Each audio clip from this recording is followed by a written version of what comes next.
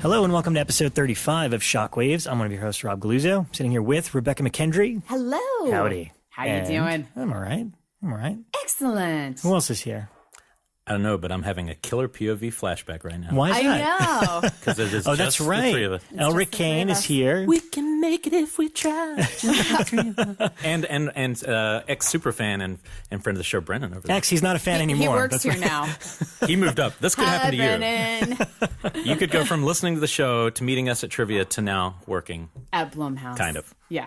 Right? He's getting there. He's right there. You can't see him, but it's off screen. Yes, Hi, we're waving at Brennan. him. We're calling him out. That's how it is. And yeah, so Ryan Turek is off to Sundance for the next 2 episodes. So hopefully by the time he gets back, he'll have some cool new films to talk to us about. So that's kind of exciting, right? Yeah. But yeah, so we got a lot of stuff that we want to catch up on before we welcome our guest. Just like we did our top 10 list, they kind of started polling everyone. Everyone sent in their own answers, and then somebody made a cumulative tally. And these are the 2016 Shockers Choice Awards. Wow, look at that. So I will just do this quickly. Read Great, these out. let's hear what our listeners loved. Best Actor.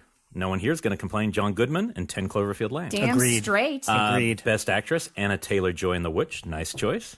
Biggest surprise film, Ouija 2, Argent of Evil. I know Blumhouse, approved. Best Kill of 2016. Oh, these are some fun ones we didn't do. Yeah. Black Phillip's Rampage in The Witch. I think that's pretty awesome. That is That's pretty a good. good one. It's up between him and the seagull for best animal actor. The seagull from The Seagull is pretty good. Yeah, the seagull from The Shallows? The Shallows. The Shallows, Thank yeah. you. Yeah. Best Practical FX of 2016. Oh, it's kind of surprising, but not really. Creature from the Monster. It's a good one. But there's some other things that were. Yeah. I would have to think about this one. Best Supporting Role is Harvey Scrimshaw in The Witch. He was really great in that film. Best Monster or Antagonist of 2016, and it's a tie between John Goodman in Cloverfield and Patrick Stewart in Green Room. Wow. Best Script of 2016 is The Witch. Funniest horror film of 2016. Oh, interesting. Some of these wouldn't. This first one wouldn't appear on ours. Funniest of 2016. It's a tie between Yoga Hosers, which I don't think any of us have seen. I've seen it. Oh wow! So I'm the only one who hasn't seen it. I was not a fan. I think it's awful. Okay, we don't like to be negative on the show, which is why I've guys never are dead to mentioned it. Usually, if I watch a movie and I'm like, oh, I just don't like this, I won't bring it up on the show. They've also put on The Shallows, which As a comedy? to me wasn't very funny. All right. And then The Wailing Witch is kind of funny, but then got its also moments. I think we could have found a funnier horror film than these 3 films, but But then again, there aren't a lot of horror comedies coming out right now. I'm trying to think what was funny this year.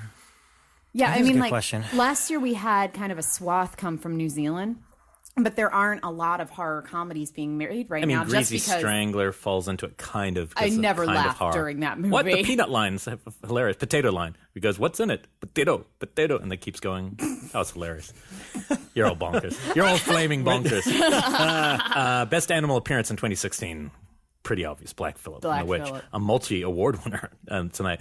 Most bonkers scene of 2016. So Wow, thank God bonkers. they have taken our bonkers. And this cannot, I mean, it's kind of a spoiler. So avert your ears, but don't breathe. A certain turkey baster, yeah. which is Okay. definitely That is the most correct answer. bonkers moment Yes. that happened Especially in this a year. big movie that felt kind of mainstream, and then that happens. You're Yeah, like, oh shit, it's wonderful. Best sound design of 2016, The Witch. Best poster of 2016, Neon Demon. Nice. Most anticipated of 2017, Alien Covenant. I agree. And best horror film of 2016, The Witch. So interesting. Wow, The Witch there was a lot of across Witch. the board. Yeah. Wow. So good for The Witch. Witch deserves it, and probably didn't make it onto any of our number 1 spots. No, but it was pretty high. It was high on everyone. for Yeah, most of us, it was high up. Cumulatively, it probably did the best of any film. I'm guessing between all 5 of us. Yeah, I think would so. say. Yeah, I would think so. Yeah, I It think was we- definitely pretty far up there on most of them. That's good stuff. Well, thank you guys, and join that group. It's a really fun place. We all like to interact with it when we can. So Yeah. Cool. Why don't we start with what we did last night, Elric?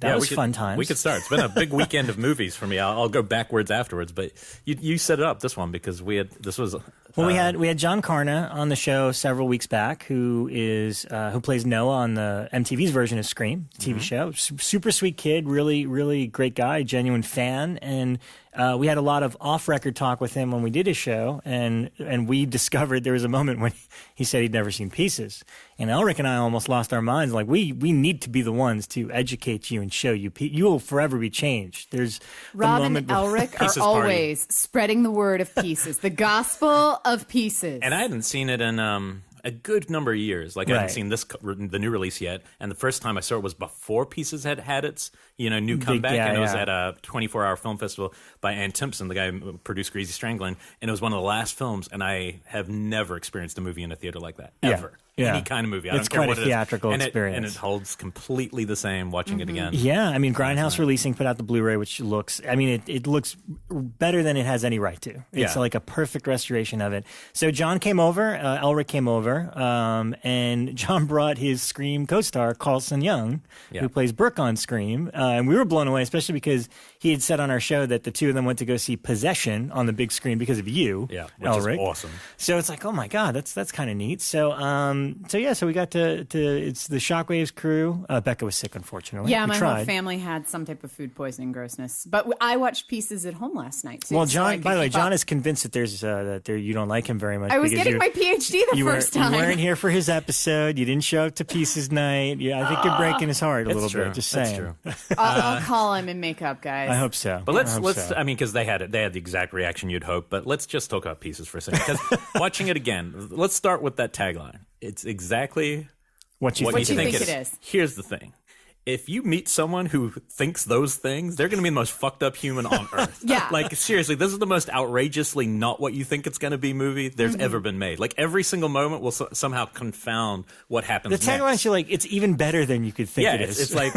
It's really, like, kind of demented, but it's also, unlike, like, those, it's so bad it's good. There's a couple moments in it like that. But overall, there's also, like, a lot of technique, a lot of real filmmaking at times, and then something that's so outlandishly out of place in a movie, like your, like your Kung Fu Professor? Yeah. The Kung Fu Professor is genius, He's guys. the best part. I mean, there's so many great parts. That and the Bastards line. Those are the two moments that we had to rewind because it's like when a young mind is seeing it for the first time. And they're both actors, so they're like looking at the commitment of Sue. But it's so when I rewatched it last night, because I hadn't seen Pieces since high school, and I'm a big fan of this guy's work, the director's work. Slugs. He did Slugs. I've been talking about him a lot. Last week I watched Rift. The Rift, which I've ordered on Amazon now, so it should be. I'm ordered the DVD. None of them hold a candle to Pieces. Yeah. But when I was rewatching it last night, I realized like the one thing that this and Slugs have in common, which seems to be kind of one of the directorial trademarks, is that he can approach these kind of absurd ideas and have them be almost funny, but not have them be like campy funny. Like the movie, I was still laughing at Pieces, not even because the gore was so bad in some moments, but like where the girl is skating into the mirror and things like that. That was like you crazy. Laugh and you're like, but it's not like it's a different type of humor than we see in a lot of the exploitation none of it's films. set up. Like things happen just randomly at times. Like that's a random death. Yeah, You don't that know what one, the I'm fuck like, you're I don't watching. even know why she's dying. Well, I so think strange. that's the event that triggers him, Right. Because the broken Like he glass, witnesses it? Okay. and he sees it, and then it it's cuts like a back puzzle. to the shattering of the mother mind. shattering the mirror, and then all of a sudden, because they cut to that moment again, and that's what sets it all up, which is hilarious. But yeah, no, it's what it is. Also, I thought it's the pacing and the editing. The editing is so spot on. Like when you take the bastard moment, which if you've seen the movie, you know exactly what it is. It's exactly 3. Yeah. And then it cuts so abruptly after the third one that it's almost like you can't. There was more. Yeah. She did it like 2 more times. She probably kept it going. She did a series And of you know, those. when you watch it, it definitely feels like it's almost like she knows, I got that one wrong. I'll do it a couple more times and they can choose the best one kind of thing. And they're like, no, and it's then too you're like, small. we're keeping it as a long take. The other thing that we kept commenting, and we had a lot of fun with this movie, and I think this would be your good drinking game, take a shot every time something reinforces that you're watching about a film set in America. Because there's so something... we kept saying that, like, this is a college in America, by the way. Come into my office. which is in a college in America. Here's the American flag, and here's our there's some girls wearing the USA sweater. It's just one of those movies that's trying so hard to reinforce that we made an American movie, even though it's largely shot in Spain. Yeah. Which I really liked because we actually saw 2 films that night, and they both kind of do the same thing. Yeah. Which I thought was highly amusing. But yeah, so if you haven't seen Paces, you have to just trust us, and it will be the best viewing experience of your year. But probably do it with some people, friends. Yeah, get a group together and just make a night of it. It's definitely worth it for that. So we had a lot. It's definitely gory. Like, expect that, but even that, it's kind of fun. Oh, the gore is great. The gore is pretty terrific. Yeah, they did some fun stuff in there. So Bekah, what did you see? Let's go back we should. you want to talk about the other movie too? I think we should, because it was a double feature. They are what pretty is the hand in second hand. movie? Because I had not seen the second movie that you guys watched. Well, nor what's did I interesting have a copy. is it is also a Spanish horror film. So it is. We unwittingly did a double. And one of the actors is in both movies. We didn't. Oh yeah, you picked it straight away. Yeah, one of the characters in Edge of the Axe is also in Pieces. Obviously Jackson Stewart, who directed Beyond the Gates, had mentioned this movie. It was one of his deep cuts. And thankfully, through a friend of mine, Dan Budnick, who has the VHS and made a DVD copy of the VHS, he lent me that so that I could watch it. With some great trailers at the start. Edge of the Axe? Edge of the Axe. It's the slasher movie that Jackson mentioned a few weeks back. And don't forget those trailers. One of the trailers. I mean, the great thing is so we put the DVD in, and it's obviously ripped from a VHS. Yeah. So there were trailers before. What was the Wings Hauser movie? There's a Wings Hauser movie, and it's like an action revenge film. It goes, no one will get in the way of Wings Hauser's revenge. It's like, forget the character name. It's just Wings Hauser will get revenge. Yes. So Elric appreciated that. That was good. Yeah. So then Edge of the Axe, and let me tell you, man, Jackson freaking called it. It is a gem of a slasher movie. A really cool looking killer. That's got just a plain white face and uses an axe. The opening scene took place in a setting we've never seen before. It's a woman driving through a car wash. Oh, and wow. The killer just runs in with an axe. Well, his color scheme matches the color scheme of the car wash, the killer. So she looks up at one point and there's movement, but you can't tell if it's just the things that are coming to clean your car. And then he just comes up on the thing, and every single axe attack in this movie is really ferocious. The way the person attacks with the axe, it's not the typical bullshit kind of setup. And that's what stood out, because the movie in between is obviously. Technologically questionable at best. There's a lot of old computer storylines. Computer stuff going on. A brand new modern computer, and it has a soft voiceover. And right. It's pretty. And it's a little tough to keep track of who's who. But, there's no clear protagonist in the movie. And we're like, who's the main character of this movie? Because they keep shifting between different characters. But I found out afterwards. So it's set mostly in America, even though it's probably the same as Pieces. What wasn't it, Big Bear or something? Well, it said Big Bear, but then somebody tweeted us something different. But the director, you would never in a million years pick from this other film, but it's Jose Ramon Larraz is the real name. I don't know what the American name he made it under, but he made the film that got re-released this year called Symptoms, which I talked about on the show, and Sam Zimmerman was his favorite of the year. And that film is high-end art house, so slow, almost nothing happens. Like the total flip of this movie, and it's 10, 15 years earlier. But so when I learned it's the same director, my mind's I kind of want to watch all his movies now, because he has a lot of films, and I'm like, this is range between these two movies. It's very different. So, curious to see, but I definitely think this would be a fun one. I did see a couple copies. I don't know if they're from VHS, but I looked today on eBay. Oh, so people saw it as a DVD? Because I hear the VHS is really expensive. So a few people had looked it up after Jackson was on and said that the VHS tape was going for way too much money. Oh, really? But you know what? It's definitely, I really hope one of these companies, because I was telling Elric, this is a lost, gem, because Mutilator or something. I think it's way better though, because the way the kills are filmed and shot, like Elric said, they're very ferocious, but they don't cut. It's the best axe murders of any slasher film ever, and they don't cut. It's he's hacking away, and then you see the blood coming out, and then they'll turn and they'll hit him in the head. I was blown away by how great the actual murder sequences were, and the killer looks cool. He kind of wears a black slicker, like a rain slicker, and has the white face. And at one point, he pulled the hood over, and ironically enough, looked like the killer from Scream, the TV show, exactly like white face with the hood over. And I was like, oh my god, that's pretty cool, little unintentional homage probably, but yeah, I really love. I just like that we unwittingly did a Spanish slasher double. We didn't realize that this was going to be it. Yeah, that was kind of strange. I really want to go back and watch some of this guy's stuff. He has a lot of films. Whole slate of horror films here, none of which I've ever seen. and The one very called The first one Violation before- of the Bitch. Yeah. But yeah, there are all these horror films I've never seen. There's something about a vampire that's right before Symptoms. It's just called Vampires A lot of people with a know Y. that one, apparently. Yeah, that one I'd actually heard of, but only in the fact that like I'd seen it come up in like articles and stuff like that. But I don't think I've ever seen that one. Yeah, it could be worth tracking and looking him up more. Yeah, I'm totally. What else did you intrigued see, now. Bekah? I will start with my favorite one from the week. I caught this on Netflix and didn't even know it was coming. Usually I kind of keep up with what's coming and going from Netflix, but I was just on Netflix one evening and saw this film pop up called The Similars, and it was in that like you will like thing, and I loved it. And it's got a kind of a mid-range rating on Netflix. And I think it's because it's definitely doing something different. So it's kind of, I don't think everyone is going to love it quite as much as I did. I do think Elric's going to like it. Uh-oh. I feel like we have an O for O record when you say that. I know. Anytime I say that. I'm still trying to get you to watch We Are the Flesh, because I think you're going to like that I'm going to one. watch that. Yeah. But the setup to The Similars, it's Mexican, and it is set in the late 1960s, I want to say like 1968, and it is entirely set in a bus station, in this rural bus station, and all these people pile in there, like a dozen people come in, and there's this god-awful storm outside that has completely shut down the transit. Nobody can get in or out of the bus station, so these dozen people are pretty much stuck in this bus station for the night. And very soon, they start having seizures. And when they come out of the seizures, they're different than they were before. But nobody can get in and out, and they don't know what's going on or if it's a medical thing.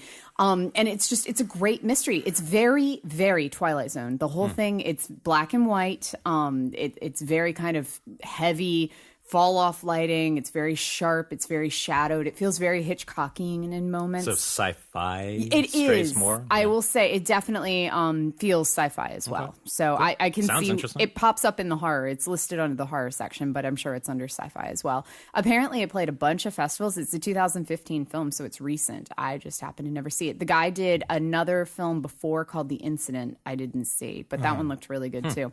So I recommend checking it out if you're in the mood for something a little different, called The Similars. So okay. Yeah. For me, this is going to be one of those weird confessions after all these episodes. Oh God. You've never watched Poltergeist? I've seen Poltergeist. Okay, good. And obviously we love Poltergeist 3. But I've come to the conclusion that I've only seen bits of Poltergeist 2. Actually, oh shit! It was Poltergeist. I called that out of nowhere. I actually might be with you on that. I feel like I've only seen bits of Poltergeist 2. Yeah. Oh So Scream Factory is about to put out special editions of Poltergeist 2 and 3 on Blu-ray. I think it's January 30th. It's the end of the month, and you know we got a couple advanced ones to take a look at, and I popped in Poltergeist 2 the other night, and I was like convinced that I'd seen them all, but as it started, I was like, I don't recognize much as there was one sequence a little bit later on that had to do with like kind of the runaway braces, I'll call it, like really great. I've definitely seen it, but so there's little bits in there that I'm like, okay, I've definitely caught that on cable, but and Craig T. Nelson's haircut, and yes, which is a mullet only in the beginning, and the then monster he gets a haircut, whose teeth are all the same size. I swear, it's the best. It's when he's drinking the tequila and then he pukes up the beast. Oh, God, Like, the beast crawls around the living room and then it turns to look at him. And what makes the beast so creepy, I wrote a Blumhouse article about this a year ago, is that all of his teeth are the exact same size. And it's the weirdest effect. Yeah, and he's intended, there's like a worm thing that he spits out and becomes this creature, and it's intended to look kind of like Kane. And that's the other thing that kind of got me, this is why I was so confused about Poltergeist 2, is because Kane is not a character in the original at all. But he's in 2, and then a different actor plays him in 3 because the guy that played him in 2... Julian something Beck. I just had it Julian up Beck, I think. He passed away. I mean, he was dying while they made the movie, and that's Julian Beck, and he had like stomach cancer or something. That's why he looks the way he looks in the movie. I read his biography at one point. He used to be like an artist and a poet in New York City, and had like this whole career as a poet and kind of I'll call it a very kind of bohemian lifestyle in New York City. And before Poltergeist. Yeah. And the thing I realized, because then another actor sort of plays him in 3, is that Multiple actors. I mistook Kane for the tall man. So growing up, the reason I thought I saw Poltergeist 2 is I probably was mixing it up with Phantasm sequels. Interesting. And I'm trying to think, like, why else would they introduce Kane in the he's not in Poltergeist, but in the Poltergeist sequel, we now have a tall man-like character. So I'm calling shenanigans on Poltergeist 2. I think you put the tall man off. But I loved Poltergeist 2 when I was a kid, almost as much as 3, because it scared the hell out of me. The idea that And this is, again, it goes back to like my fear of cults, but in it, he drags all of his followers underground and won't let them leave, and they just die. And that's still in 3 as well. And there's actually like this scene of everybody in the cave writhing in part 2, and it scared the bejesus out of me when I was a kid, but I loved that movie. Yeah, overall, there's good stuff in it. I think the ending's a little, it goes in really goofy territory towards the end. Tiangina shows up, the Indian stuff. Does it go kind of Manitou by the end? Yeah, because I remember it's well, really they go bad to the effects other side, and that part's not good. But the effects otherwise are great, and this has been out on Blu-ray before, but there's brand new featurettes and interviews and stuff like that. And in particular, Steve Johnson, who may or may not be on the show soon, did a lot of the effects, and he talked about like the worm creature, and in particular, that guy that it becomes was a guy that had lost most of his limbs. Because the monster's paraplegic. Yes. So that actually makes a lot of sense. It looks weird because they got a guy that could perform it, and it would look kind of off.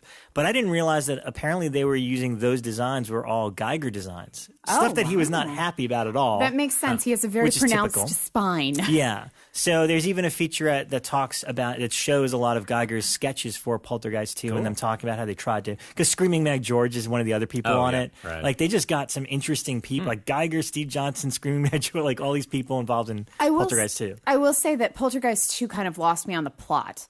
Like, I didn't understand. Like, in part 1, there's a portal to another world and daughter slides into it. Okay, get it. Part 2, we suddenly have the clairvoyant and her Native American friend show up who's there to protect Carol Ann. And this guy I never understood the lead them into the light thing and what exactly the dynamics. Can you say Carol Ann a couple times? Carol Ann. Yeah, you just strike me. You kind of have a similar voice. You could almost go that way. I do not. Because you come from Virginia, right? That's all it takes. Appalachia. If you're from the mountains, you can obviously say Carol Ann. But yeah, I never really understood kind of this. I want like an IKEA, like step by step of first we need to do this and then this and then this and then we're led into the light, and I never really got. Well, Kane's creepy, and like even in 3, I find it super creepy. In 3, they don't like he's like talking to Carol Ann, and like he shows up at their doorstep, and I'm like, this guy's well, they're not acting the way they should, right? At a character like him, but it's good, and Zelda Rubinstein, there was nobody like her at all. Oh my gosh, like the way she delivered lines, I remember being like, this is a very special woman. Oh yeah. And that's the best thing the I'm franchise looking forward to had. seeing that one again. I mean, I've only ever seen kind of crappy quality. I watched the first like 20 minutes of it not long ago, a couple years ago, when it was on TV, and otherwise just when I was a kid. Yeah, no, there's a new 2K scan. It looks great. Yeah, that'd be cool. It's cool. The song that he sings is haunting. Yeah. I can't even remember what it is. I just remember that throughout the whole movie, whenever he sings that song, it's like bonkers. I saw just 2 little ones, and then I've got one big section because I did the Argento thing. But I watched Blumhouse's Viral film. I assume you two made. I don't even yes, think we I've were seen responsible. Viral. It's the guys who did Catfish, so they've done a bunch of Blumhouse films. There's a sudden other category of horror that's not good or bad. It's just, I'd call it inoffensive. It's like, it's solid. It was pretty well made. The teenagers are actually kind of nicely cast. They feel like real teenagers, but the horror side takes very long. It takes like 30-something minutes before anything really happens, and then it's basically an infection. A really straightforward, like kind of slug infection movie. Like these worms get inside you and start controlling you. But once it starts happening, you're like, okay, but why are you making a movie? Like, why do it? Like, at a certain point, when we've seen something a million times, I do question why these stories keep kind of happening, because it's completely fine. But that one just hit iTunes, so it's still a pretty, it's a relatively new. It's not free streaming yet, but I wouldn't say it's a bad movie. So if you're looking if you like that kind of movie, it just, to me, doesn't have that extra gear or maybe satirical message or something. Sure. It hasn't got teeth, is how I'd say. And then I also saw what I've now decided is definitely top 5 worst date movies of all time. I wasn't on a date, don't worry, but I was rewatching. It's been like 15, 16 years for an idea I was working on. I really wanted to rewatch it. Begotten. Oh boy. Yeah. Definitely a bad date movie, especially when the opening scene, the opening sequence is a figure that looks all grotesque and like mutated. And it's all black and white.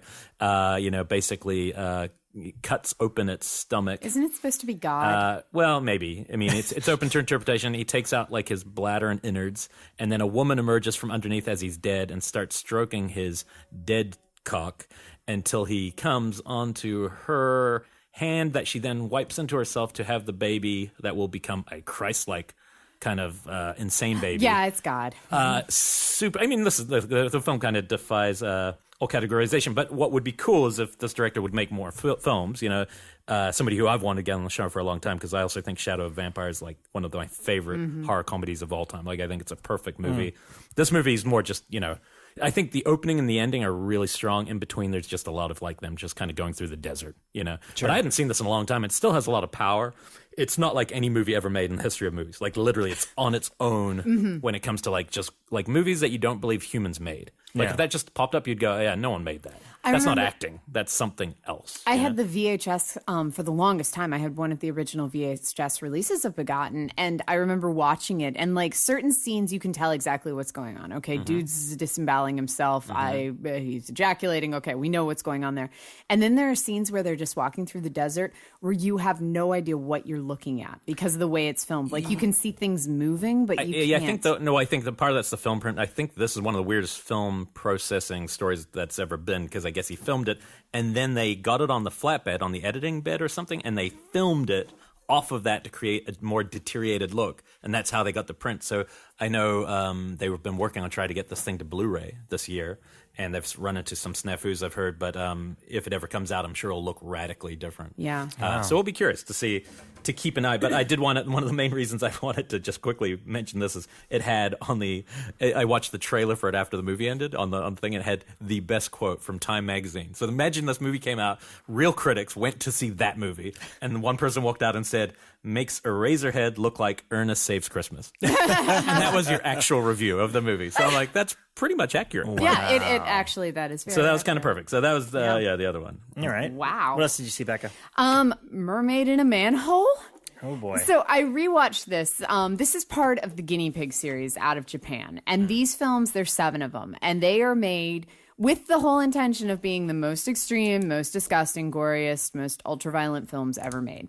Most of them came out in the 80s, and they drifted over here in the 90s via like bootleg VHS tapes, which is when I saw them. And when I was in college and totally into transgressive filmmaking, anything that was fighting the mainstream, I was going to frickin' watch it.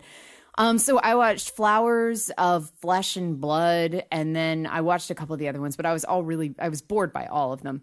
But I kept watching because they were transgressive. Mermaid in a Manhole is, I think, number 5. And it's the one that I find most interesting of the bunch. And I rewatched it because even though that I don't watch films like this now, like my general rule of like these ultra gore films now tends to be like, life is short, I have a lot to do, I would much rather be with my kids than just watching this movie that is made for the sake of making people sick. But I like Mermaid in a Manhole, and I kind of have this fascination repulsion with it. And films like this, admittedly, tend to do really well on the site. So I was like, I really want to watch this again because I heard somebody refer to it last week as the grossest film ever made. And so I was like, great title. Yeah. It's like Gore Zone material, right? Yeah, it is. Gore Zone would have covered. I wrote about this in Gore Zone when we relaunched it a couple of years ago.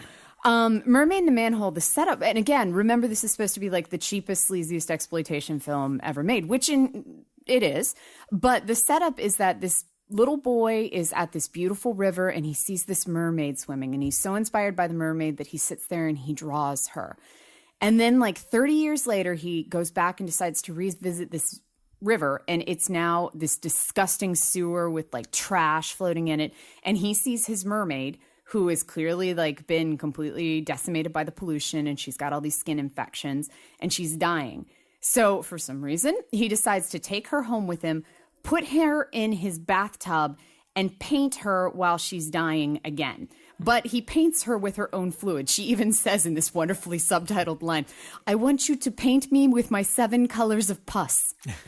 And he does. Wow. And that is the movie. And so the whole point of it is that it's supposed to be incredibly gross as like her boils burst and things spurt out of her body. Wonderful. But who wants to watch that? Seriously, there is some type of weird... It's by far the best of the Guinea Pig films. And I watched it strictly for an article because somebody had told me it was the grossest film ever made. And I was like, I got to rewatch it and see if it is. So I wrote it into an article called The Grossest Film Ever Made? ? Like the repulsion moments of horror films like that, I feel like they're good to pepper into other like horror films that give you all the different feelings. Yeah. Like that's one, like disgust. Like you want to watch it maybe twice in a movie, right? But to watch a whole movie that's built on disgust strikes me as like, I don't know, smelling your own puke or something. Like, why would you do that? Well, it gets, I do have to say, like, even with this one, and it's the reason that I don't like any of the other Guinea Pig movies, is they get boring. I mean, you can only watch a guy saw off his own arm so many times before I'm like, meh, okay, you did that 20 minutes ago. This one, for some reason, I have to say, is the best of this kind of grouping. So if you're into these and into these movies like the August Underground movies or things like this, I recommend Mermaid and Manhole just because it does this same thing but with something a little different. Are these the type of movies that I would watch if I have a spare 2 hours? No. No, these are not my first choice. But there's something there. This one's a little bit more interesting. All right. Wow. Diehards. Are you sold? Are you in? No. You guys would both freaking hate it. Really? Hate it. I'll watch the my trailer, God, though. Yeah, I'm above. The trailers, I'm beyond that. I stuck a couple of GIFs in the article, so you can just watch the GIFs. I like the mermaid that's angle. fine. That's cool. Yeah, me too. Yeah, it's that just the sounds pus. good. I It's like like, the environmentalism angle, and the guy who wrote the script is actually an artist. So the whole idea of the childhood visions dying through art, I mean, it's somehow like almost like an elegy in there too. It's bizarre. Like this one, out of all the ultra gore movies, film? Japanese. Out of all the ultra gore, there's something in this one. Not much, but there's something. Okay. All right. Well, I'm going to shoot through. Yeah. I have a couple more, but I'll shoot through them quick because I definitely want to hear about your Argento night. And then this picks up from last week. I talked a lot about Hellraiser. I have the Arrow box set now, and I pressed forward and watched Hellraiser 2 and Hellraiser 3, Hell on Earth. And, it's funny. A lot of people are pretty, what Ryan said last week is very valid. I think the original Hellraiser is a very special, unique thing. Yeah. And as a kid, I always loved Hellraiser 2. I like it, but I don't like it nearly as much as I used to. The restoration looks good. The way the story moves and kind of, brings you to hell. And you get to see the Cenobites again. The same. I never realized that the main Cenobites are only in 1 and 2. After that, it's just Pinhead. I totally forgot. I wonder why that is. Did they die I don't. They kind of kill them off at the end of 2, which I never really. I don't remember that. That's my biggest issue with 2 is it's pretty interesting, and Clive didn't have a hand in it, at least in terms of the story, but they changed a lot of stuff at the last minute, and the ending doesn't make any sense at all. Why they became it's funny because in the special features, the Cenobites themselves talk about we're not really sure. We think this is what happened, but that's the weird thing is the ending doesn't really feel satisfactory compared to what happened before, and their goal was really to make Julia the lead villain if this was going to continue. Julia the franchise. was awesome, and she was awesome, and she was great, the skinless Julia. But it became very obvious. It's this is Pinhead's movie, and that's why they went through. And 3 is an interesting. I loved 3 because I saw it in theaters. Wait, one question: why didn't they make her a Cenobite? Why didn't they take her and make her a full, give her a thing, I think that's in there. Well, it's in the special features. Okay. That was a probable thought, but technically she was this movie's Frank. She escaped again. Right. Yeah, because I would think that something has to be running from the Cenobites. There has to be. It can't just be good person versus Cenobites. The Cenobites, and especially in part 2, the whole theme of that one was that Leviathan's trying to, get order in hell, but she has escaped. So she was kind of the catalyst in that Right. one. No, I remember she was the catalyst. I was just curious because she just seems she looks so good that if you then gave her thing, the chatterbox or whatever her... Yeah. So, in the actual Hellraiser mythos, there's actually a lot of women like that kind of fall into that line. The Wire twins are in there. There's Voice, and there's a whole bunch of them that actually exist in the mythos that never kind of made it on screen. You're a total fetishist. Yeah. No, I just really love Hellraiser for some reason. That's always been kind of my franchise of choice. And I still like 3 a lot, even though it's a far super. I mean, you could tell the quality, especially when you watch them all back to back. But there's things I like about it. Anthony Hickox, who directed Waxworks, did it, and he aimed for that fun tone of his other movies. That's kind of the point. They're let's make a commercial Pinhead movie. And I forgot all about how Pinhead technically splits from his human alter ego. And that's kind of the whole point. But then again, it's I don't know if that, Pinhead is that alter ego of his is so evil that now it's become Pinhead and now his human self is somebody else. So it doesn't really work, but it was interesting to rewatch it and see how it's dated. And there's some fun stuff in there. The Blu-ray has an unrated extended cut, which pulls a few snippets from the old Laserdisc because that's the only thing that's left of it. And you could tell because it goes full screen for a couple seconds here and there when those scenes get inserted back in. But really, the bread and butter of this set is all the special features because there's a documentary called Leviathan that's on disc 1 that's all about Hellraiser 1, just as long on 2, about 2, and there's some cool stuff on 3 as well. So it's a great set. I was a little reluctant because it's a little pricey for 3 movies. but totally worth it. Especially, I mean, we're all horror nerds, so it's like you kind of to be completist with your collection.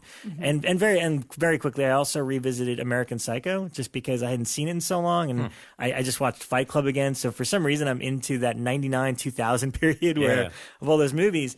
And it's interesting to rewatch it now, having become such a fan of Bret Easton Ellis from his podcast as an interviewer, and there's so much of him that you see now when you watch the movie. Stream of consciousness. Yeah, and I mean, I read a lot about his thoughts on the movie. I looked at a lot of that stuff up because I was curious, because the book and the movie are two different animals. It's so different. Yeah. And I can't imagine how they adapted it, but it's still a pretty darn cool movie. And I forgot that one of the main guys is the villain from Fender Bender and We Are What We Are. Bill Sage. Well, everyone's in there, though, right? People from Fight Club. One of the guys from Mulholland Drive. Justin Theroux's. Justin Theroux. Everyone's a young guy with their business card scene. Yeah. I mean, the thing about her adaptation that's so smart is, I think it really gives the film legs in the long run, is that by making it a satire comedy with horror parts versus the book is actually a really grotesque horror that's actually really a satire, but if you filmed it like that, you would never see the satire. Yeah, exactly. Because it's in his head, and it would have been like watching Henry, right? But even worse. Because some of the things he describes in that book are like some of the worst things I've ever read in my life. Yes, yeah. Like, starving a rat and then putting it inside the body parts and stuff. Like, this is not okay to put on screen. So I think she made a really, just a savvy choice. But then there's also that part of you that really liked the book and is a little unsatisfied with a horror comedy kind of. I think, that's the correlation I got from both Fight Club and American Psycho. Both are books that I find impossible to make into movies, and yet both of them are the best possible movies they could have made from those materials. Although now I really want to research what Stuart Gordon would have done, because he was going to do American Psycho in black and white with Johnny Depp. Oh, yeah. Interesting. And I can't imagine what that would have been. Yeah. I mean, a straight all-in-your-head kind of movie. I feel like it probably would have felt like Man Bites Dog. Like, if I'm thinking black and white serial killer with a Johnny Depp-esque character as a satire, it'd be Man Bites Dog. And that is a funny movie. If you haven't, that's a great recommendation to double feature with American Psycho. Because it's really funny. I mean, Man Bites Dog is dry and dark, but it's very funny. But it's still that whole kind of, well, he's not exactly an 80s Reagan-era yuppie in that, but he's definitely kind of an upper, he's douchey. Yeah. So tell us, Elric, you survived quite I want to hear about this. I tried to get tickets to this. They sold out in 10 seconds. Yeah, 10 something seconds. like 10 seconds. I tried like an hour later, and I was like, wow, Dave and I will get a sitter that night. We're going to go, and I haven't seen Suspiria. What the fuck? They just went on sale. I would never get them myself. I always tell groups of people who are going to go online and do it that I need an extra ticket, and they hook it up. You were hooked up. Jared, who hosts your trivia, he's usually the best at it. He seems to be the guy with his finger on the pulse. Okay, I got to get him. There's a few people who are just like, Rodman was there. Rodman Flender, from Director of Idle Hands. Okay, so no more casual. Like, I'm getting the tickets now. Well, here's the thing about all-nighters, because I can't do them. I don't know here's how. the weird thing. I can't do the midnight movies anymore, right? But they're saying the energy of an all-nighter is like a different thing, and somehow it propels me through. But doing earlier in the October, I did the horror all-nighter. This is Quentin Tarantino's theater, the New Beverly, right? And the thing about this one was, I was thinking this would be the worst all-nighter possible, because in my brain, I'm going, Dario Argento's, as much as I love those and films. just so people know, it was advertised as 5 Argento movies on Friday the 13th. Six on Friday the 13th, all night at New Beverly. All night. And the thing about his movies, I guess in my brain, I think, because I did watch Inferno once at midnight, and it was the most dreamy, falling asleep, like Beyond. Yeah. And so in my brain, I'm like, but he's such a dreamy filmmaker. I think people will be out by midnight. I only felt tired like 2 times, and that was at 4 a.m. during Tenebrae, because I had seen Tenebrae on the big screen recently, and so I couldn't believe how easy it was to stay awake for these movies, and a lot of it is the pulsating soundtracks. Like, literally, unlike film festival horror-thon where you don't know what movie's coming, I find you kind of go in and out with your interest. This was like the easiest I've found to stay awake all night, which is hard to believe. Yeah. I learned a couple of things. These are all movies I'd seen, not most of them not on the big screen. But what I was seeing a pattern in his work, because we know Dario Argento's written movies. We know he wrote part of Once Upon a Time in the West, but I never think of him as a writer, and definitely don't think of him as a good writer. You know what I mean? Yeah. But the first couple films, they played the films in order, so already super cool. I'd heard that Tarantino kind of programmed the first 3 movies, and Phil Blankenship had used his prints for the next 3, and there's a marked quality difference in the prints. Let's just say that the latter 3 were perfect, and the first 3 were borderline retirement village. Wow. But the first one, which is shot by Vittorio Storaro, who's like shot Apocalypse Now, one of the best DPs in the world, is Bird with Crystal Plumage. I've only seen it once. It's really, really one of the best giallos. Like in terms of what a traditional giallo, like the police side, the investigative side. It's just the black gloves. It's a beautifully made film. That seems to be the definitive giallo. It's really a great movie. You know, the character gets stuck between the 2 glass panes as he sees what appears like, you know, a woman being killed and a black glove killer getting away. That one, a great soundtrack by Ennio Morricone, so it's got all the best collaborators you could possibly have. But what's surprising, the second film was Cat and Nine Tails, so his next movie. So we thought, okay, they're coming in order, and between would be the trailers of things you're missing, which was really cool. Cat and Nine Tails is way more of a police procedure and nowhere near as good, even though it's still solid. But both films, what surprised me more than anything in the night was how well written the scenarios are in terms of like clever dialogue, clever police characters, clever mystery. Like you're always going, wow, he's a really good writer, but he's not as much of a stylist yet.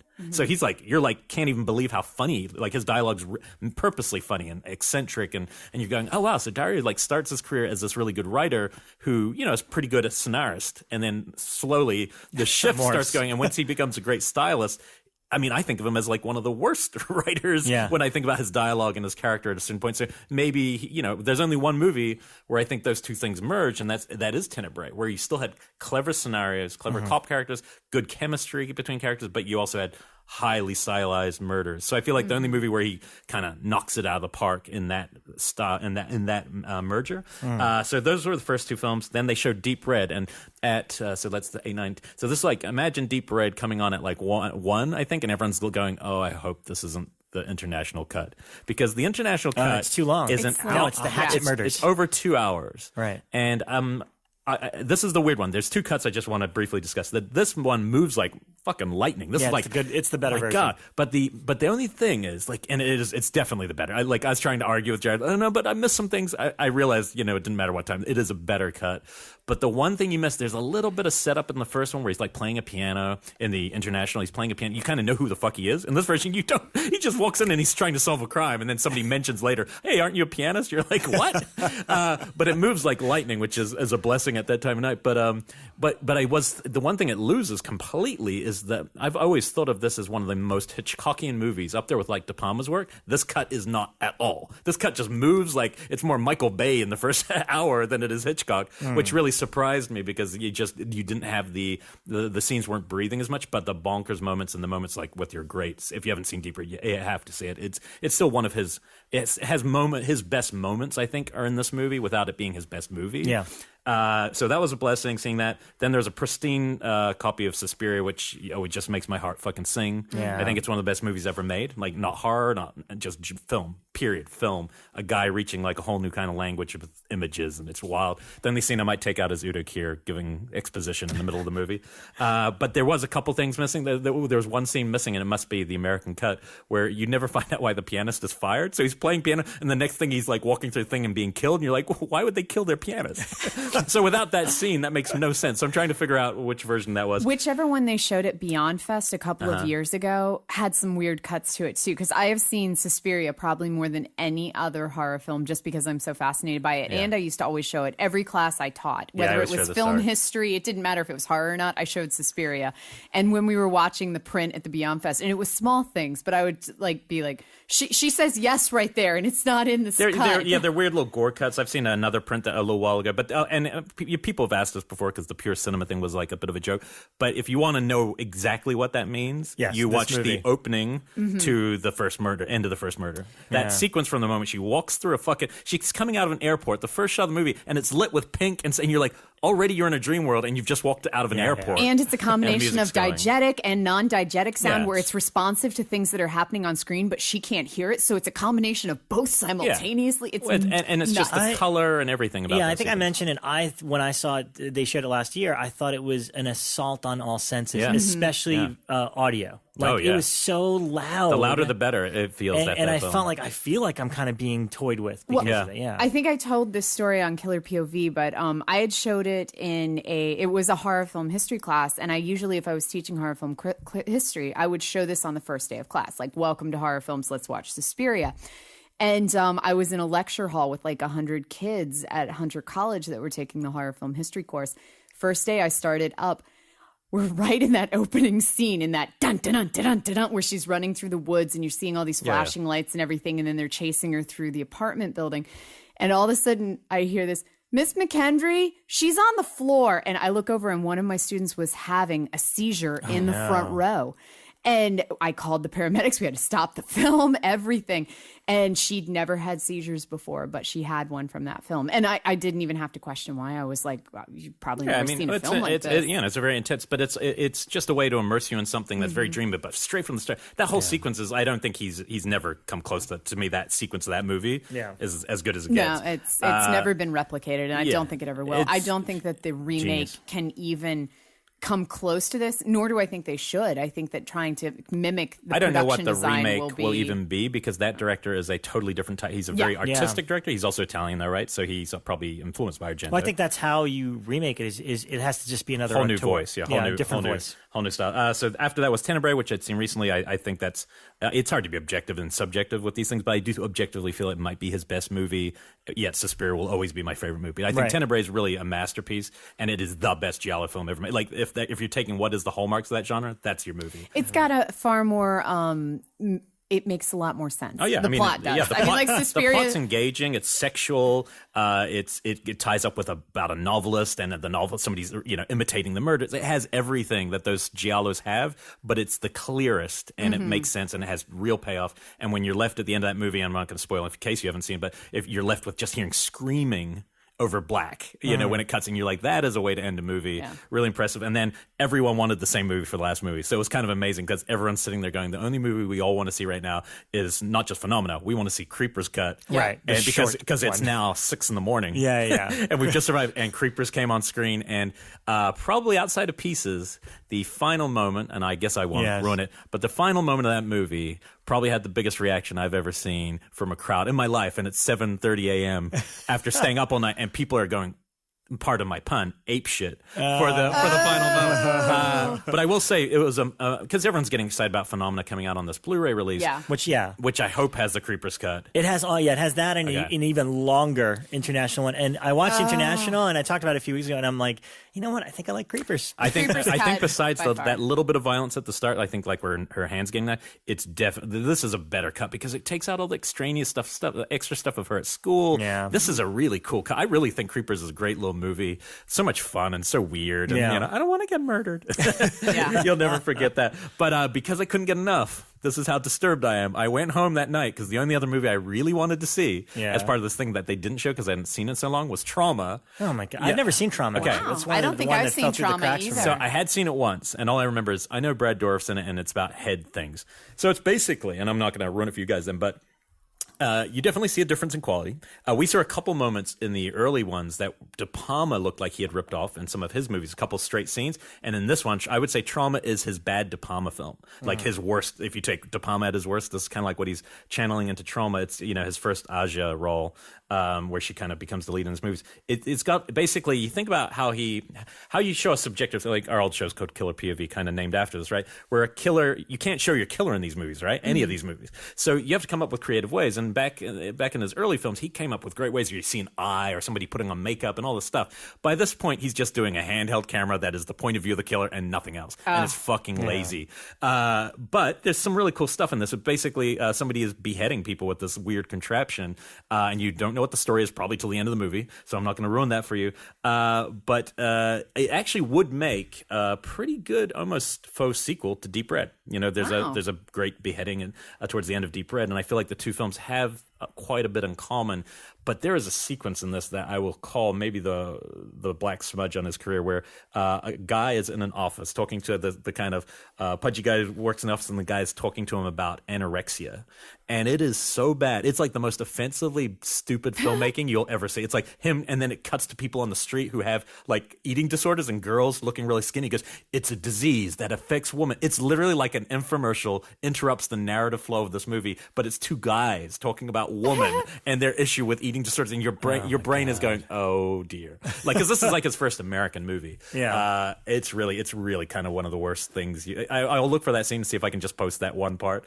I told Rob, I still need to write this article. At some point, I want to write an article called Things That Girls Do in Giallo Films That They Never Actually Do in Real Life. And it's like that scene from Torso where the girls all ride around on the tractor waving at the townsfolk, and they're wearing like bikinis and super short shorts and things like that.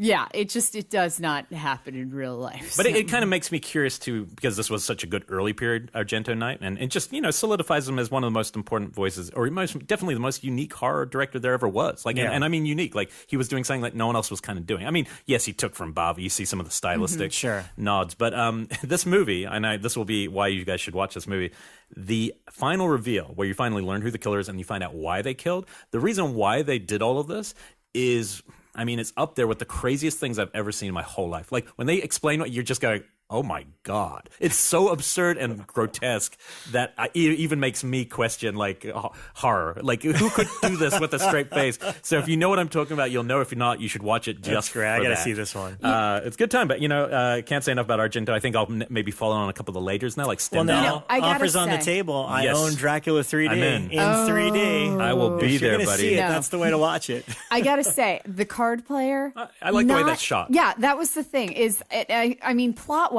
it's like a good episode of Law & Order SVU. Yeah, it's the DP of Irreversible, and that's why it looks good. It's really beautifully shot, and it looks good. And again, the plot, I mean, it's like one of your better episodes of Law & Order, but I mean, even that, it's riveting in that regard. I don't fully understand why his latter part of his career, like I can't put besides maybe laziness, and being just too accustomed to what he had already done before, but I'm curious. I still, though, I realize the only other Argento I haven't seen besides the one you just said, the Dracula 3D, I've never seen his Phantom of the Opera. And that's probably one of his worst. And I think I probably will never. Do you like Hitchcock? I've always questioned. It's not very good. Also not very good. It's not very good. Yeah. It felt like a TV thing. That is a TV movie. Yeah, it felt pretty junky.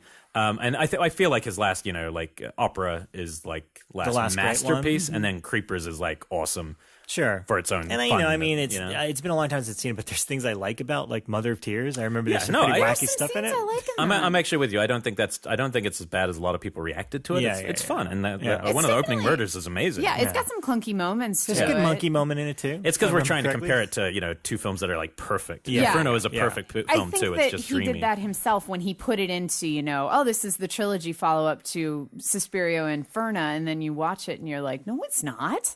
Yeah. So it's a different thing, but and definitely it did have some great scenes. People who are making horror film, him and De Palma, if you're making a horror film meant for a screen, it's just so exciting to see someone who's been. It's not just to watch on video, because a lot of filmmakers in the period we grew up were making films knowing that VHS is going to be the major way people see it. But these films are really just made for screen, and it's something to get to see them like that. So it was a great weekend for that. Great, cool. All right, well, we should have our guest. Going to dial back to the 80s. We're going right back to 87, baby. Yeah.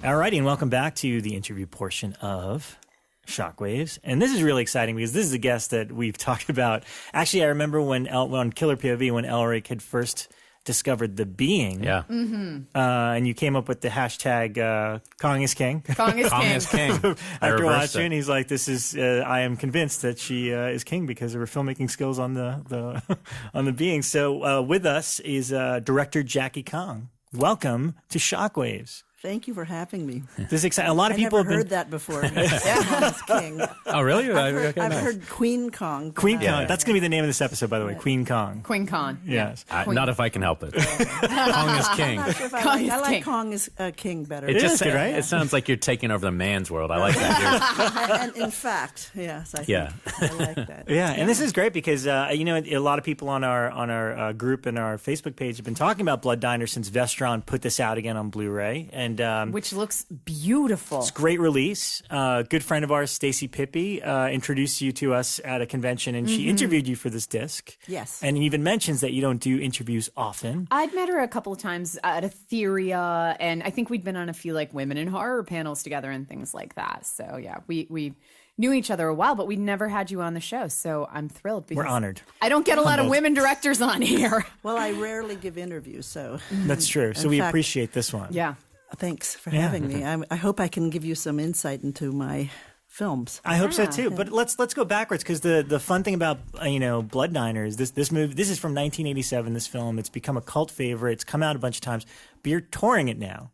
So yes. That's exciting that 30 years later you're getting to see this film on the big screen again. In fact, we remastered the film. It looks incredible on the large screen. And for those who haven't seen it on the big screen, I recommend trying to get to one of the screenings in either Portland or San Francisco, L.A. We'll wrap it up in L.A. Oh, cool. But it's an event. It's not really just a screening. We have a Q&A with me, and apparently I'm hard to nail down on these interviews. So a lot of people, they show up from all over in costume. In costume? In costume. Who do they dress up as? The Tutman Boys. I was going to say, how many little Jimmy Hitlers do you get? Well, we were trying to do a Halloween thing in Miami, and I didn't go to that one. That was the one screening I didn't go to, but apparently people came as Jimmy Hitler.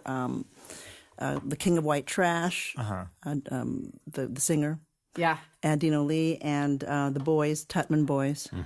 I was trying to get more people to dress up as Sheetar. I was going to say, I want a Sheetar because I just want that giant mouth in the middle of my belly. That's a lot of work, though. Well, we had some Sheetar in Austin when we kicked off the tour at the Spider House Ballroom, and she was there, and gold, bigger, better model of Sheetar, because the rumor was that Sheetar was real, that the film was a documentary. Wow. Did you hear that? I've never heard this. Was that an actual rumor at the time? Yes. In fact, everyone died in the film, and it was a documentary, and the one actor that plays Mark Sheppard was running around saying that he was in hiding because Sheetar was after him. That's where he's been for the last 30 years. That's wacky. Yeah. So when we went to Austin, we had Sheetar, and she's the new and improved model, this incredible drag queen that had this prosthetic body, incredible breasts, and she was painted gold, 7 feet tall, in heels, with this orifice like a vagina with teeth. That's far better than I would ever do if I attempted Sheetar. So I'm really happy for that. And well, the guys thought she was didn't know she was a dude, really. Yeah, right. So it was like everyone was dancing around her and just transfixed by her breasts, her golden breasts.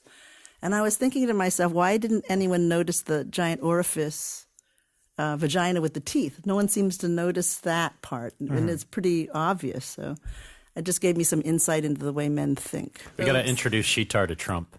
Oh, gosh. That's like the perfect comeuppance for Inauguration Day. Here is Sheetar. Enjoy. You can grab whatever you want. Yeah, grab her by the whatever. Emphasis on whatever. You will lose with that part. That's pretty good. Wow. So this is great. So it seems like the tour has been pretty good so far, and it's a good mix of people that have seen the film that come dressed up. And are you getting a lot of people that have never seen it before? What's great is we're getting a lot of people that love the film and bring friends who have never seen the film. Yeah. And they love the film. And it's a huge surprise for them. They won't tell them anything. They just let them discover the film. And the film holds up. I mean, there's a guaranteed shock and surprise. I don't care who you are. And it really is an amazing thing many years later that this audience now who has seen everything, when I made that film, the rating board was all over me because it was like they considered it completely. It was something they thought had no socially redeeming values whatsoever. Really? Yeah. Which makes young us want to see it. Yeah, even more. I was going to say, it seems so of its time. Like it's exactly what I expect to come out of that time period. In the 80s, the rating board shut the film off and said, if we have to rate this film, we're going to give you like 5 X's. Wow. Yeah. They said do you think it's the cannibal themes of eating? It was the campiness of the film. Yeah. It was the humor that I infused with the killing with such glee. Right. That's amazing. And the humor is more transgressive than if you'd taken it seriously. It was written seriously. Wow. In fact, the script that was handed to me, they thought it was a serious film and thought I was ruining the film when I was directing it. And the original two guys, the two boys, were supposed to be these ghoulish killers. And I said, no, they're going to be these really good-looking guys that you want to date. This is pre-Dexter. This is like considered morally not acceptable to have killers that are likable. Even though in real life you had Bundy out there. Yeah, exactly. In fact, I patterned them after the guys that were bombing abortion clinics, and they were like clean cut, Christian pillars of the community, church going, and they were looking up at God because God had told them to do these, blow up and kill people. So it was way ahead of its time as far as that goes. The idea of likable guys that you couldn't see a mile away on your street corner and running a restaurant, putting together a female Frankenstein was just too much for the rating board. And they just said, so we took it out unrated. We said, forget it. I'm not going to cut a frame. The film is the film, and that's the way I see it, that story. And Vestron backed me up, and we took it out unrated. But that limited who could see the film. Mm-hmm. You couldn't advertise back then. If you had no rating, you couldn't. If you had an X or no rating, you couldn't advertise in newspapers. Yeah. And there was no internet, so you couldn't, get it out there. But what was wonderful is we opened in San Francisco to a sellout crowd. I offered dates with the guys. That's cool. No, did they do it? Did the guys go through it? They won the date, and when they saw the film, they didn't want to show up. Didn't show up for the date. Wow. But we had a great opening, and it ended up playing for a month at the Castro Theater. Oh, yeah. We started, because they got the film. San Francisco got the film. Right. Seattle got the film. Europe, in Germany, Japan, Italy, France, all loved the film. The U.S. didn't pick it up, didn't figure it out till when? We're talking, 30 years later? Yeah. So in L.A., did it have an L.A. premiere? No, we did it in San Francisco. Oh, okay. Yeah, we didn't open the film down here. And we stayed, and then it got picked up all over the world, and it got a huge cult following around the world. They called me the next Roman Polanski in Europeo magazine in Italy, which is like the Time magazine of Italy. And so they got the film. I mean, Japan wanted a sequel. We didn't make it. I didn't feel like making it. I was really young. I didn't want to make sequels. My attitude was I made the film already. I don't want to make a sequel. They offered me sequels on every film I made at that time. Night Patrol, they wanted a sequel. In fact, Roger Corman wanted the sequel. And CBS Fox put up like $1 million for wanting the foreign rights because it went crazy in the foreign market, which was unusual because comedies normally don't do well in the foreign market. Mm-hmm. So they said that because it was so broad, the humor was in your face, and it worked in France, which was very difficult because they're very picky about their comedies. And played on the Champs-Élysées. People knew that film scene by scene like Caddyshack, where they would come running up to me, including Quentin Tarantino, and do scenes from do their favorite scene for me. And so when I'd go around the world, when they'd found out that I directed that film, people would come up to me and show me their favorite scene. And I can do Quentin acted out the favorite scene for me. And with Officer Judy, I can't say it on the radio, but there's on this radio you can say whatever. You can hear. This is an unedited show. You can say whatever you like. Well, it's a scene in which one of the cops says, last night I fucked Officer Judy's brains out, and then she comes down the hallway and she's like, her brains, she's like spastic. Oh. So he acted out the whole scene. And then he asked me, of course, Jackie, what's your favorite scene in my film? Paul, at that time it was, he always turns it around. Back to him, So when I was thinking about it, this interview, I thought, okay, when I get stuck, I'll turn to everyone and say, what's your favorite scene in my film? That's fair enough. I know mine's a movie theater. The drive-in scenes at the Being. I think those scenes are so they're so well shot, but they're also fun. And it's a creature movie that actually works as a creature movie and a comedy. You're very. I mean, it's very rare to be able to straddle horror comedy in general. Yeah. Mm-hmm. Usually it falls one way or the other. And well, usually you can see the joke coming. I think I'm pretty good at surprising an audience. I don't think that even the audience in Brooklyn and New York and these guys are really sharp. And I have to tell you, horror audiences are pretty sharp. Yeah. They've seen everything. They can see it coming a mile away. So if you aren't on your, on top of the game, you can't fool that crowd. Yeah. But once you do, you got them. Yeah. And that's what I normally try to do within 10 minutes of the movie. I try to let them think, we know what's coming, and be predictable for about 5 minutes. And then I hit them hard with a surprise that they couldn't see coming. And then once I do that, the rest of it becomes easier to navigate. Once they're on side. Yeah, because once you pull them in, they're in. But you got to pull them in, and then you have to stay in, keep it consistent. So one of the nicest compliments I got was in the New York Times when we opened Night Patrol. We didn't have a critic screening because, of course, we thought they were going to tear us apart. It was New World. And Vincent Canby went to the theater and saw the film because he liked the trailer. I cut the trailer. And the trailer's really funny. Yeah, I watched the trailer too. I haven't seen that film, but I've loved the trailer. I cut that trailer because they cut a horrible trailer, and I said, I directed the film, and I said, I don't know what that film's about watching that trailer, so let me take a print and cut a trailer. And I went into the cutting room not far from here and at Raleigh, and I spent an afternoon cutting my own trailer, and then they loved it, and that was the one they sent out for the, at that time, platters. 35 millimeter, they had 150 trailers. And then initially they sat in the warehouse because New World was known for making really shitty trailers. And nobody wanted to put them out. So I said, look, tell them I'll take them to lunch if they just watch the trailer. And if that trailer's not funny, don't put it up. And they watched it, and they put it up on all the Beverly Hills Cop films. So our film, with no advertising, sold out every weekend, every opening weekend. That film played all over the country. New York, it was number one in New York. And then it went from 90 theaters to 110 theaters a second week, which is unheard of. So that was your biggest box office film? Yeah. And it was a comedy, so that's impressive. And I was 25 when I directed that film. Wow. And that was your third film? Or second film? Second, right after because the first film I did a horror film that I wrote with Martin Landau in it and Jose Ferrer, and that was like the end of my career already, and I was only 23.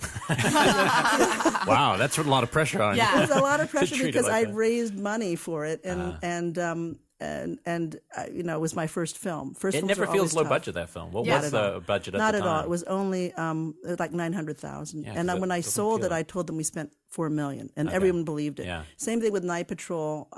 I do like an extensive shot breakdown. I do rehearsals.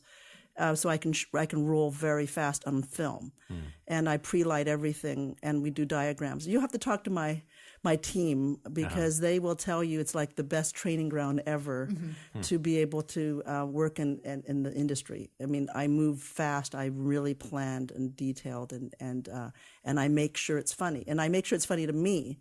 I don't crack up the crew. You know how some people film and everyone's laughing on the set, but it's not funny when you get into the dailies. I'm pretty tough judge of what's working, what's not working. And then I keep moving. And I'm always like, I sort of do a Hitchcock thing where I sit right on the lens. So I don't do playback. That's how I move very quickly. And so I can call the lens because I'm very visual. And I'll say a 50 millimeter lens, we're going to roll here, then I'm going to push in there and dolly this. So we do these extensive moves, and I'm always like right on the camera. I can tell if there's a bobble. The only thing I can't tell is if there's a focus issue. Right.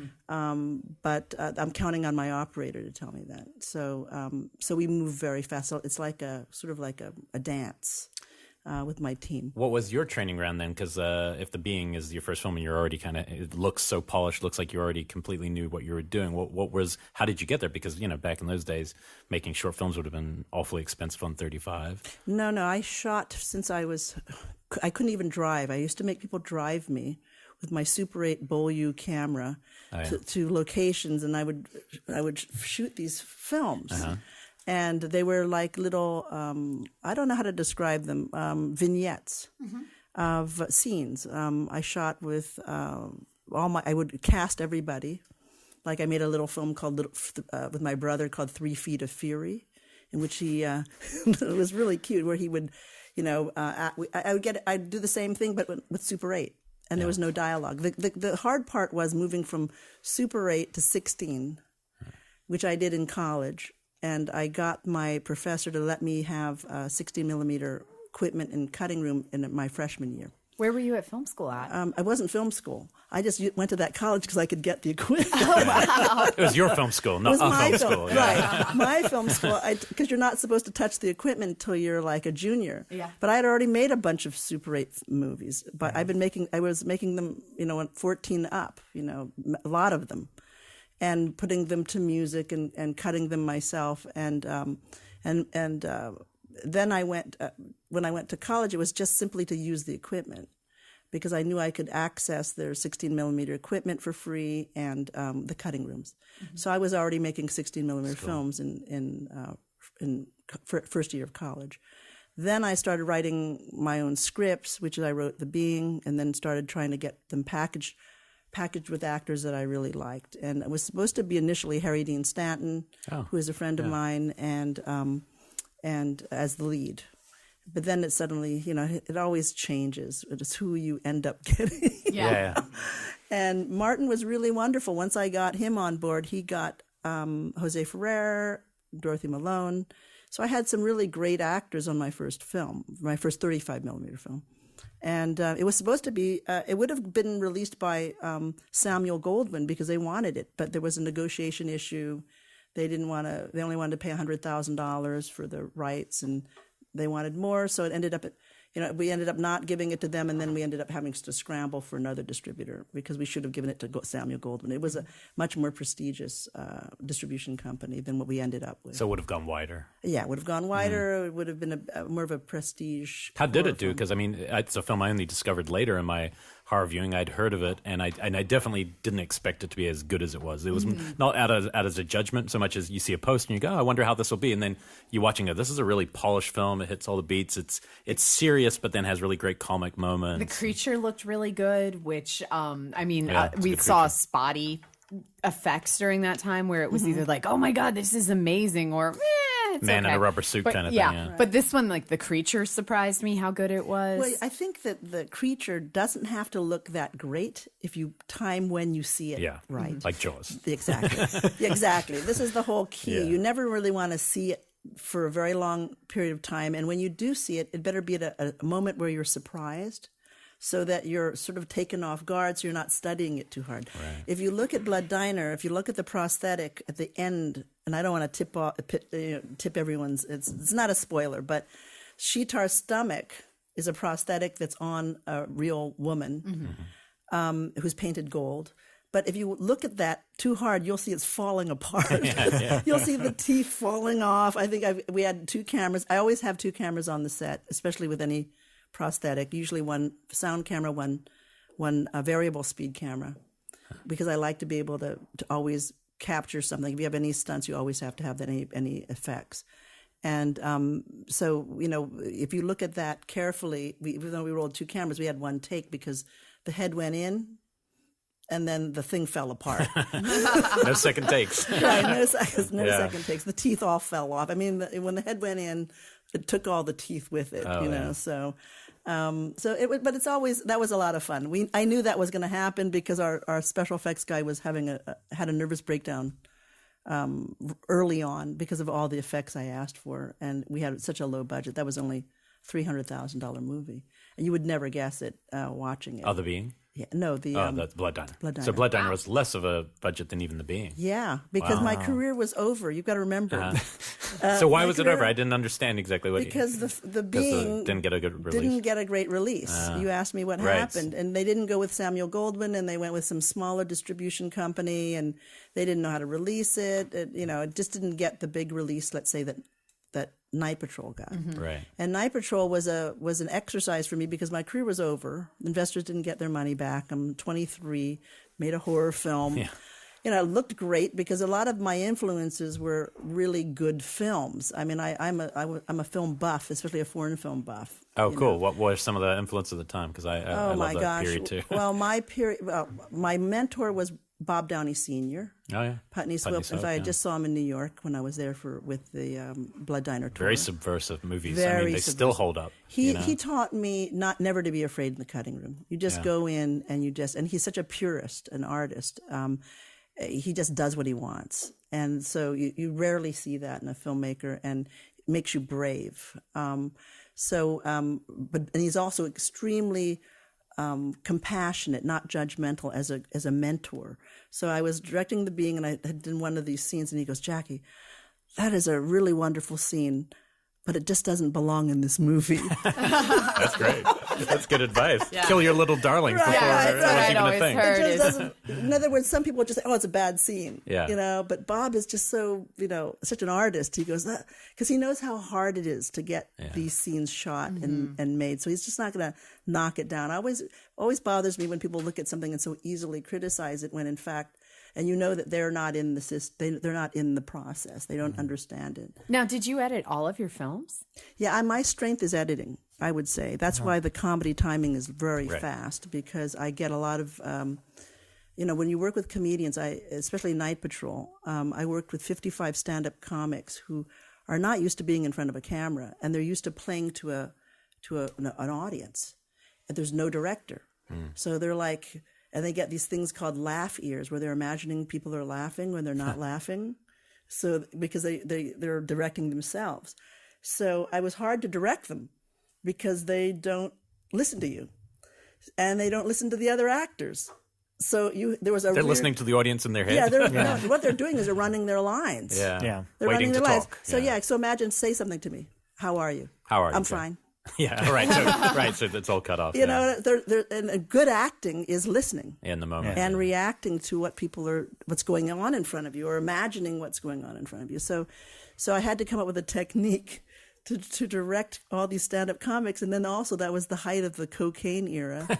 So everybody's ramped up. Whenever I would hear, I got to go to my car and get something. Well, you know what that means. You know that actor's coming back way amped up. Oh, wow. And so I had a whole technique of directing all the reverses first, and then coming around to wait for them to come down so they wouldn't be like so. So you were directing to cocaine. I was directing actors that were under a lot of influence. Under the influence. 55 stand-up comics all on coke. Go. Right. Something like that. Wow. And trying to get 25 to 40 setups a day. Oh, wow. So I made everybody, even the driving sequences, we would sit there and pretend we're driving in rehearsal. Every film I make, I rehearse for weeks ahead of time. So when we get on the set, it's just like everybody knows what to do.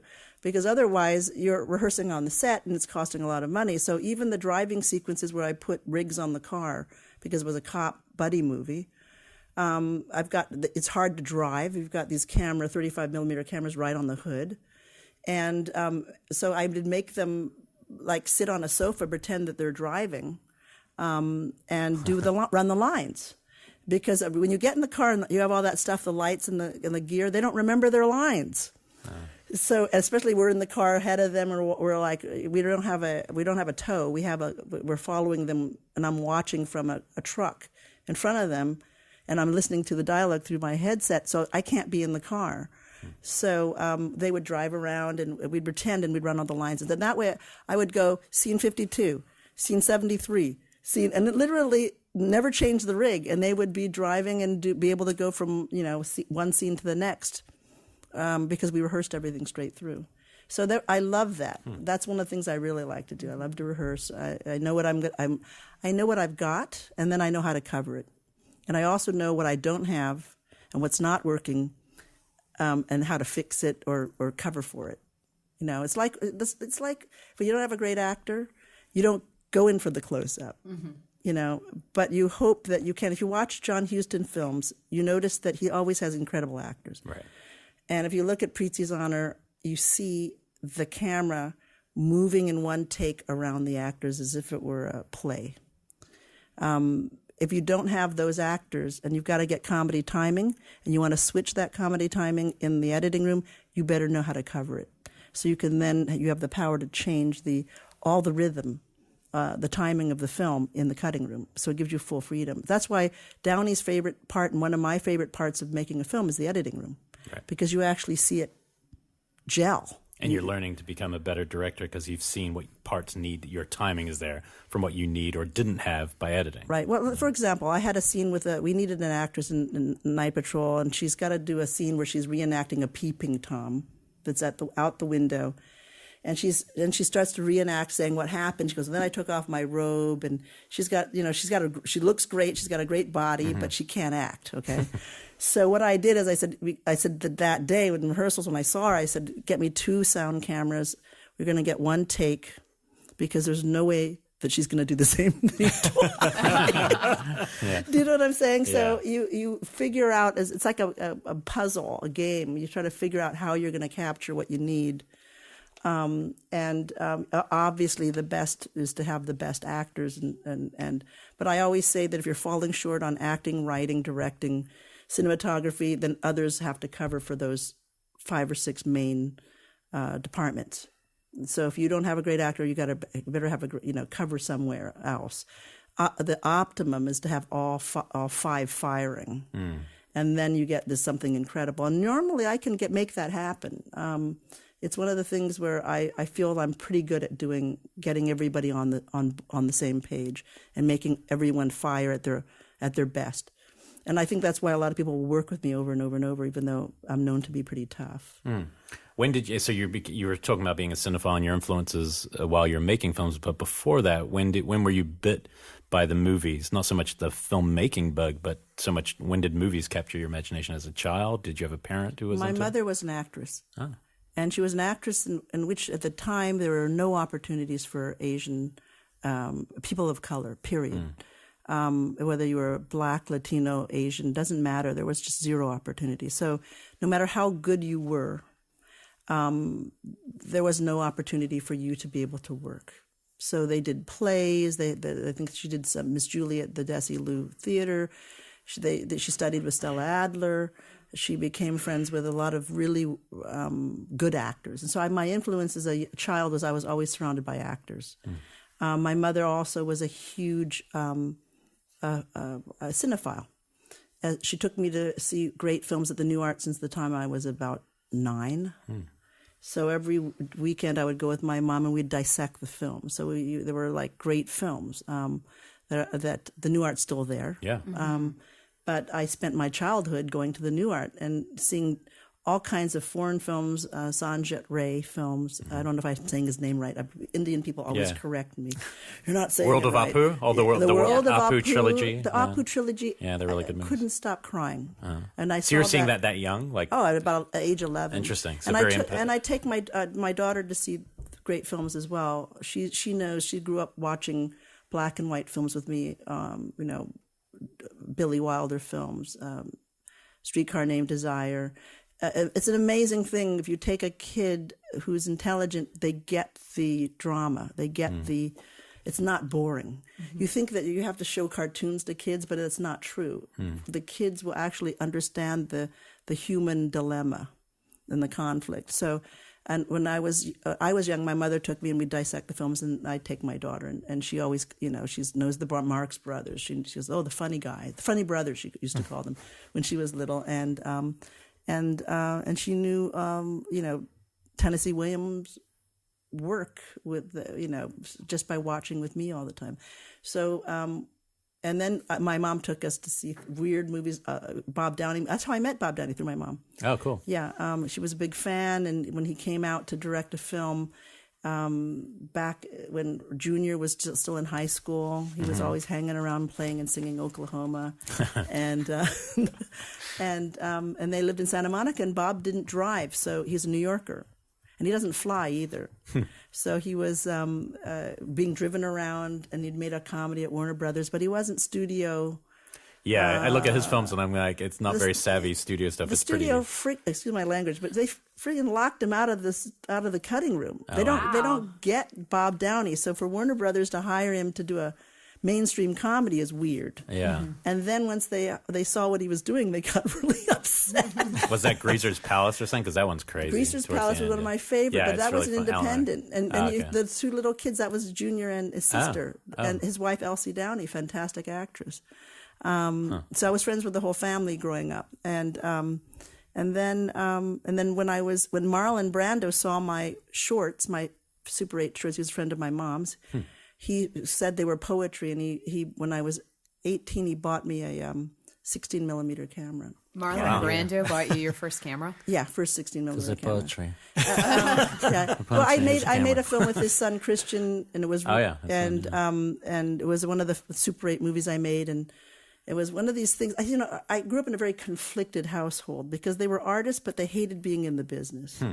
So it was like one of these things where I said, "Oh, we're going to show my movie," and Marlon put up the screen, and he's going, "Oh my God, don't let her go into the business. It's a horrible business. Yeah. It's full of whores. You have to whore yourself out, you know." And I said, "Well, meaning not whores, prostitutes, but meaning that you have to professional whores. You had sell to give yourself your soul. performance." Yeah. No, I hear it all the time now with our kids, and I'm sure Elric does too, where it's like one of these like, "Oh, well, let's inspire them," but you're not going to let them actually like go into this, are you? So yeah, it's still there. That's why it was ironic that he gave me a camera, because after he saw the films, he loved them, and there were shorts I made in about the two brothers going to the beach, and you know, it's actually very. It sounds silly, but it was a very touching moment where they couldn't find something, and then it was heartfelt, and so it ended up in a horrible evening in which he was yelling at my mother, saying, "How are you going to? There's a horrible thing. Don't encourage her to be in the business. It's a horrible business." And then big fight breaking out, you know, about the business, and then.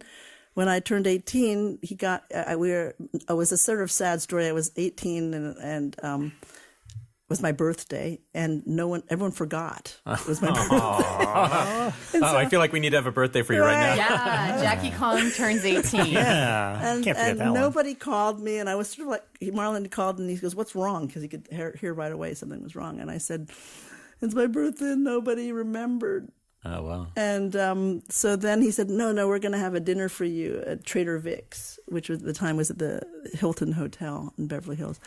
So he said, invite some friends over. And so we're there, and we have a round table, and this big package arrives. And it's gift wrapped, and there's a card that says, "To Jackie, happy birthday from a secret admirer." And I open it up, and it's a 16 millimeter camera.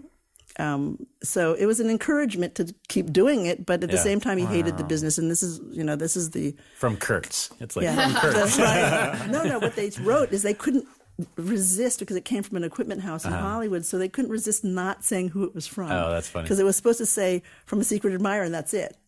But they said, who happens to be whose name is Marlon Brando. Hey, why not? Did you ever try to lull him into one of your 16 millimeter films, or Marlon? No, because he was anti the business. Everything, yeah. You know, Christian. He was mad I put Christian in it, and Christian was great. Christian was a natural. Of all the kids, he should have been an actor, but Marlon didn't encourage it. The best story Monty Ellman ever told me was he was trying to get Brando for the Pat Garrett for Billy the Kid film that Peckinpah ended up doing. Yes. And it was meant to be Monty's film, and he met him, and Brando said no, and he said the reason I don't want to do your film is because you're not a fucking asshole, and in my opinion, only fucking assholes can make good directors. And that was his reason for not doing it. It was you're too nice. Very. And I thought, wow, there's your. and if you're an asshole director, Marlon will give you a nervous breakdown. Yeah. That was his goal later in life. I mean, earlier on, I think it was different, you know, when he was working with Elia Kazan. But later on, you know, it was like a challenge on who could break the director. And in fact, I think he used to call, was it Frank Oz, the director he worked with, Miss Piggy? Frank Oz was Miss Piggy. Yeah, hi, Miss Piggy. And they would just be like crestfallen. Marlon Brando's calling me Miss Piggy, you know. It's like, but it's a game later on, you know. But anyway, that was just a funny story. I mean, I thought that. Yeah, but you forget, like, all those steps are so integral to what you become. You know, the things people do, somebody giving you a 16 millimeter camera, like, it's just one of those things that could have made a huge difference in your trajectory. You know, I grew up in a family where I felt I could do what I wanted artistically. I really felt fearless. What I found out in the industry, which is true, is women, especially women of color, no opportunity. I could make the best film, even back then in my 20s. #1 in New York, platinum in the video market, great reviews in New York, which is the toughest place to get a good review. Nobody offered me a job. And I'm even going to say right now, where is everyone? Why isn't anyone offering me a job? Because I got to say, you know, I directed this film, Blood Diner. It's back with a huge release with Lionsgate. The Blu-ray's been doing really well by the fans' demands, you know, because the fans love the film. But I don't see anybody saying, hey, Jackie, why don't you direct an episode of Walking Dead or a Scream Queens, even though they've lifted stuff from my films. And I won't go into exactly what, but at least Ash versus Evil Dead in the opening episode did a little tribute and said, this is for my friend Jackie Kong. I don't know. Yeah, I don't know the producer, but I played it again. I said, did they say my name? Because it's very much in tone, sort of like a Blood Diner. So, and it was a total throwaway. It was like in the beginning, and he's looking at a magazine and he goes, oh, this is for my friend Jackie Kong. And so I rewound it and I said, that's really interesting. So call me up, go to my website, go to JackieKongFilms.com and find my email and hire me to do an episode. In the time between, you know, from Blood Diner to now, have you noticed the changing attitudes towards women and women of color? Or, I mean, obviously you're talking about getting a job now, but in general, from just what you've experienced in that period, have you seen a significant change? My fans are loyal. And they're worldwide, and they are turning out for the Insanity tour, big time, in costume. They love the film. What I'm not seeing is in the industry, and Marlon is sort of, you know, I can understand why he was saying this and why he was trying to be protective, but times really need to change. You know, you've got some wonderful female directors out there. I go to the Etheria Festival, and I'm not seeing any opportunity for them to work beyond making shorts. And that's not right. That's a travesty, you know. And I understand that because I've been there. I made hit films, and I know that the films play. And you know, the female executives like Shayla Johnson, who got behind Blood Diner, are the ones who are making a little bit of inroads. But then you go to the development department, and nobody's really interested. Do you see what I'm saying? So there's a disconnect between how the films perform and what they're developing and what they're willing to give you to direct. So, you know, that's the problem, and I don't see that as much of I don't see that much of a change. You get a bone, you get XX. Yeah, we're really looking forward to that one. Premiere at Sundance. I'm looking forward to seeing it, but that's a bone. That's not a job. That's not a career. Well, again, it's also indie. And so, like, if you go to a film festival, you'll see it seems almost pretty even. When I go to a film festival, the film's directed by... even. No, film festivals are so different than studio.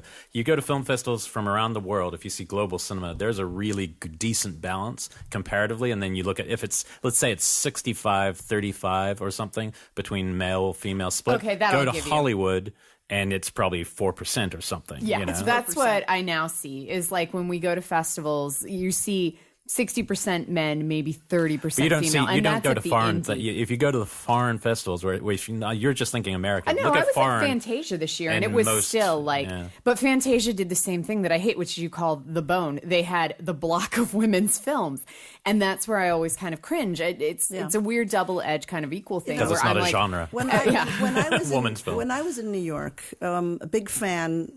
Usually, the big horror clubs like Austin Horror Society or. The fans they run the Q&A that they have the leader or the person that runs the organization, and they said, Jackie, you outdid the boys on Blood Diner. I'm sorry, there's no way a guy could have come up with as many.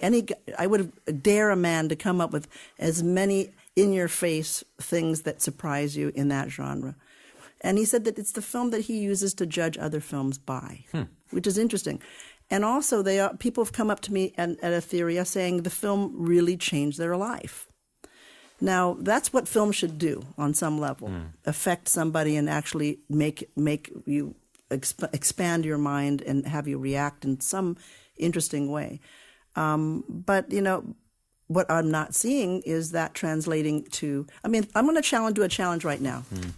I'm going to say, Walking Dead, Greg Nicotero, give me a call. Okay, I'm saying this right now on this, and same thing with Scream Queens and American Horror Story. How come you haven't called Jackie Kong Ryan Murphy? I don't understand. I mean, my films have played, and I know that you know my films because I've seen them inspire aspects of both those shows. And I wouldn't mind doing an Ash versus Evil Dead episode. You want to go to New Zealand? Yeah, plus you get a ticket, so that's pretty good. I'll go to New Zealand, and what else did I miss? Oh, and just to throw it in there, I love Game of Thrones. Oh, yeah. So let's do a Game of Thrones, Jackie Kong, please. Have you done TV over the years at all or tried to break into that world? Because I don't know about the director side, but from what experience I have through friends, there's a lot of amazing female writers in television on a lot of shows. Like Dexter was 50-50 female, male, and they were all great people. So I'm curious if you've tried that world. This is what I'm doing now. I'm developing a show called Los Angeles City of Demons, which is like Los Angeles, play on City of Angels, in which the character in Blood Diner, the one surviving cop, has been in hiding in the basement of the LAPD and comes out and they bring him out to find Sheetar. And I wanted to do like demons in like these sort of normal places in LA, like hipsters in Silver Lake or PTA moms in the Palisades, and have interns, high school interns, be the ones who run the department in the basement of the LAPD, like community service. So, and so I want to do that show. I'm developing that show, and I'm also doing a show that would be sort of like a more in the vein of the things I've done. But I also want to do a show about the Mustang Ranch from the female point of view. Because there's a lot of those kind of faux documentary TV shows like The Cat House. I'm so sick. I'm so sick of cheesy. so sick of the point of view of the pimp. Yeah. I want to know how the hell you end up. I actually did research. I went to the place on karaoke night. It was very interesting. Wait, there's a karaoke night? People go there to like sing karaoke. And these girls can friggin' sing. I'm telling you, I've never, and they look so young. And they must have thought, I don't know what they thought I was, because I'm sitting there talking to them. Where are you from? How'd you get here? And I'm singing 2 Chainz rap songs with them. This is how I got. You need to film this. Yeah, that sounds a little. I think more it could interesting. I think it could be a La La Land in one of these places somewhere. Oh, that's a cool. I actually really think that's a cool idea. Yeah, so I'm working on that, but I don't want to tell you too much because I don't. I'll tell you more when I come back and I have the pilot. But besides I just want like a show that's like car karaoke, but like karaoke at the Mustang Ranch, every week. Like what goes down? Yeah. Yeah, I went there, and there's a really interesting code that, as a filmmaker, I just was fascinated with. There's a way to enter. There's a way they know what you want. No one's tapped that stuff, and so it's fascinating to me. It's like Orange is the Next Black, but in a brothel, So and many stories. I mean, I don't know, these girls. Some of them, are hard, but the shelf life is extremely short. It's not a long shelf life, you can imagine. So I'm sitting there, total filmmaker busybody. I want to know what the customers look like, right? So I'm waiting for the customers to show up. And it was fascinating. The gentlemen ranchers and stuff like that. And I'm always fascinated which girl they're going to pick because there's the lineup. It's like a lineup.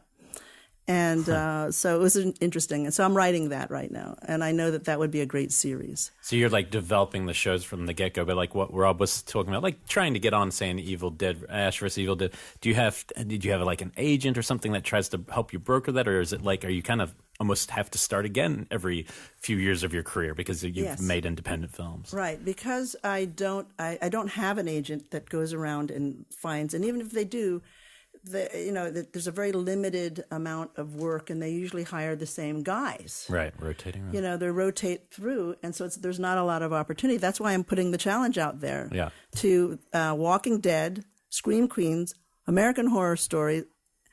I need, to hear from you. Make an effort to reach out to me because, there's no one, with my track record, there's really no one more qualified, male or female, to do one of those episodes than I am. So I'm throwing it out there. Are any of them shows that you like? Do you have a show that you personally kind of dig and love watching that you'd love to do on a creative level? All of those I like. I haven't seen Scream Queens, but I imagine I did see the pilot, and I could see your sense of humor. They all over that. Do you remember the donut head in Blood Diner? Yeah, they did a scene exactly like that. Oh wow. So there's no Ryan way. Murphy knows. He's yeah, seen. Ryan Murphy. All right, Ryan Murphy. Seen Blood Diamond. You've been called out, sir. And Nicotero. Yes. Somebody's got to tweet at Nicotero. Right. Yeah. So with all of this industry history and everything that you've been through in the struggle and comedies and horror, what advice would you give to somebody who is just moving to LA to start their career trying to do exactly what you've done? Well, the advice I would give probably would be to just go out and do it, because not to wait for someone to hand it to you. This is a mistake. A lot of people think they come to town. If I do, I'll wait. And you could wait forever. None of the films that Night Patrol, my career was over at 23 because I made a film that didn't, you like the film. Yeah, I it like worked, the film, yeah. but financially it was not considered a success. So, no one was knocking on the door. So I shot Night Patrol when I was 24, weekends only, because I couldn't pay the crew. And I had a full 35-person crew. They were all working on other shows. So I had 5 different cinematographers because everyone was rotating out. But when you watch the film, you can't tell because there's one consistent director who's doing, and their scenes. You've seen the film. We shot all over the streets of LA, mostly at night. And so, that is what I would recommend, is just go out and shoot the film, because especially if for a woman, it's just not going to happen. No one's going to be saying, oh, you directed that film in college and I'm going to give you a film. I don't see that happening. It doesn't happen. And, and if you want to show that you can do it, even, it's a tough one because I've done it. I've directed 4 feature films. All of them have done really well. I think they look really good. They perform. They're still playing. Lionsgate's re-releasing. I was thinking to myself, my daughter said, Mom, this is amazing, because she's like with me in New York and people are lined up. It was like a meet and greet. People are lining up for my autograph to sign this poster and to buy T-shirts. And I didn't even get a chance to party because there were so many people lined up to meet me. And she said, Mom, this is amazing. It's like a Justin Bieber concert. And, where girls are like, but mine were mostly, I have to say, I have a mixture of both, women and men lining up to meet me. Women that are inspired, men that just said, I blew their mind. Yeah. Okay. But the strange thing about it is, this is 30 years later? And the film performs and people are still copying it for stuff that's happening that's still current, it's still relevant. But think about it. It's hard for people to remember what film they saw last week. Yeah. Yet alone to want to come out and pay for a film that's 30 years old to blow their mind and to bring their friends to. So I think that speaks for the film and somewhat about what I can do. Yeah. So what's the advice? There's no magic. I would say just make a great film. And I like, by the way, La La Land's director's advice, and that was dream big. If you're going to do something, don't go small. Think, not meaning big money. I'm talking about big dreams, big ideas, big. Try to accomplish something interesting that seems almost impossible. Shoot for that, because you've got nothing to lose. If you aim small, you'll probably hit your goal, right? Yeah, if you hit small, you're going to go, yeah, exactly. You're not even going to hit it's not even going to register on the meter, Yeah. If you try to do something ambitious, I would like to make that Mustang Ranch thing into like a musical. Why not? It sounds really funny. It's going to be a good show. And I got to tell you, interesting beyond belief, really. I don't know anybody that wouldn't want to know the inner workings of what goes on in the girls' mind. Yeah. I'm not interested in the pimp, the money man. I'm interested in, how did you go from New York on your way to Hollywood and end up here? Oops. Yeah. You know what I'm saying? You should look for, there's a kind of, it's not the ranch kind of thing, it's more a high-class escort kind of concept called The Girlfriend Experience. That was a show, just a limited run, very different world, but you might find the psychology interesting to watch. Yeah. Was that like a documentary, or was it like a fiction show? It's based on the Soderbergh movie, right? Based on the Soderbergh, but much better than the movie. And it's Elvis's granddaughter is the girl, and she's nude half the film. Wait a second, is that I think I saw part of it. Yeah, it's interesting. It's very cold, though. But mine is going to be hilarious. Yeah, it's not fun. This is not funny. If it's going to be a Jackie Kong film, you're going to be rolling on the floor laughing, and you're not going to be like, oh, that's so depressing, I want to kill myself. No, it'll be definitely surprises, and you'll be laughing uncontrollably. I promise. That's sort of my trademark, isn't it? That even Vincent Canby in the New York Times, he was the toughest critic in New York. I didn't have a screening for the critics, so he paid. He saw the trailer. He loved the trailer. He paid to go see it. He wrote a glowing review, and he said, this was his review: "I did not want to laugh, but this film made me laugh." That's pretty good. Yeah, consistent. And he said it was consistent from beginning to end. It made me laugh. That's one of the hardest things to do in a comedy, is make someone laugh consistently. You can usually get a laugh here and there, but it's hard to keep it consistent when you introduce the plot and you try to conclude with the story, and usually the whole thing starts to fall apart. And so that was a nice compliment, I thought. Have people, because Blood Diner's now back in the public in a big way, have people been wanting a sequel to that? I mean, obviously the show you're talking about is kind of a sequel. I'm not interested in doing a sequel of Blood Diner, and I'm interested in doing a series because I can expand the characters, I can expand the story, and now with the outlets, the many outlets you have for series, I think it's the way to go. Yeah. And you keep your crew working. I like to keep my people working when, they work that hard, because we never have enough money. I always push everyone really hard, and that's one of the things at Vestron. I had a multiple picture deal there. It was really funny because I was really young, and they said, "Oh, you made a hit film, Night Patrol. We want you, Larry Kasanoff and Ellen Steloff. We want you to make a movie for us." And they had just made Dirty Dancing at the time, and they had one hit. But they raised $100 million in the New York Stock Exchange and was looking for filmmakers. So, I said, "I'm coming off the film. You want a movie for $300,000, horror film?" I had to negotiate. And so I'm willing to do that, but you've got to give me 3 films. I said, because I'm going to work the crew so hard at $300,000, I got to be able to tell them, you're going to work on another film and another film after that, and otherwise it's not worth my time, because I'll go out and raise the money and do it somewhere else if it's only one film, and it's my film. And so that's what was the first of the Vestron series that I was promised before they went bankrupt. I made 2 of the 3 films, and then they went under. So, but I'm glad it landed in the Lionsgate Library, because I ended up buying the library, and they didn't know what they had, quite honestly. It was Chayla and a group of women, actually, that told them, "Hey, this film does not deserve to be dumped into a 6-pack with a bunch of really bad horror films, that VHS films. It stands alone." And they saw it, and you should see it on the big screen. You're all invited. You're ending back here, right? You were just saying. Yes. Okay, so I've seen it once on the big screen at the New Beverly. They showed it. No, and I've never seen it on the screen. You have to see it on the Alamo. Was incredible because they redid the DCP and everything, right? I remastered it with the cinematographer Ulrich Walter, and it looks phenomenal. We went back to the original negative and the original 3-stripe, and so the sound is. It's like a studio film. I mean, when you watch it on the big screen, it's so phenomenal. The colors, you see 3 layers of action that I directed that you don't see on the small screen. So there's multiple layers of action and lighting, always 3 deep. And you see it on the big screen. Cool. And so people that were huge fans said that in New York, it was like mind-blowing, because they knew the film backwards, but they saw things they never saw before up on the big screen. So it's a whole new experience. I'm trying to get it into the ArcLight Hollywood. So you're all invited. And there'll be a big party, a Q&A, and then we're all going to walk up Cahuenga to right where I shot the film. Oh, cool. Perfect. And there's a club there called Ball and Chain. It's appropriate.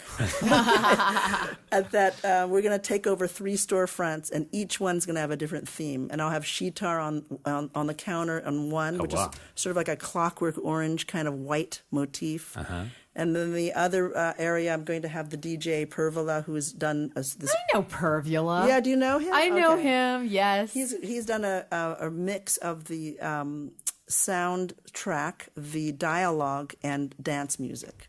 So you're hearing the dialogue from Blood Diner while dancing, and so every room will have a different theme, and it'll spill out into the sidewalk. So I want it to be a street party when we leave the ArcLight. So with everyone in Blood Diner garb. That sounds like a good That is time. fun. How many more dates do you have on this tour at this point? Because obviously I'll list people all over the place listening to the show, so it'd be great if they caught it and met you. It'll be in, right now we've got Portland booked for March 18th. I'm waiting for the snow and the rain to stop. And then we're going to be in San Francisco. We'll either be at the Alamo or the Castro. The Castro maybe because it was where we started many years ago. And I love the venue. And then we'll be up in Seattle at a smaller cinema. And I'm trying to book Vancouver at the same time. So I'm not sure of those dates, but you can go to the Facebook page, which is facebook.com/finding Sheetar, SHEETAR. So, or you could just look it up on Facebook, Blood Diner Screening and Undead Party, and it'll pop you to the page. And it has the list of all the old dates, and it'll have all the new dates there as well. Terrific. Yeah, That's so awesome. yeah, Cool. And you also have a website, your own website, right? Which is Jackie Kong. Yeah, for you producers of these TV shows. For Greg Nicotero to get in touch for with Greg you. Nicotero, Ryan Murphy, I've got your names here. Yeah. You've got to go to my website, JackieKongFilms.com, and there's a email that we'll link it to them for them Yeah. when they start tweeting at us. Yeah, because those shows, I got to tell you, I can direct those with my eyes closed. Really, I'm telling you. I'd pay pretty good money to see you do an Ash vs. Evil Dead because I could see that being seamless. Yeah, that'd be a perfect Like you could one. you could literally do that with your eyes Don't closed. you think? Oh, yeah. Think? I think that'd be maybe fun. Game of Thrones, I have to open my eyes. You have to travel a little Yeah, for that that. one's a little intense.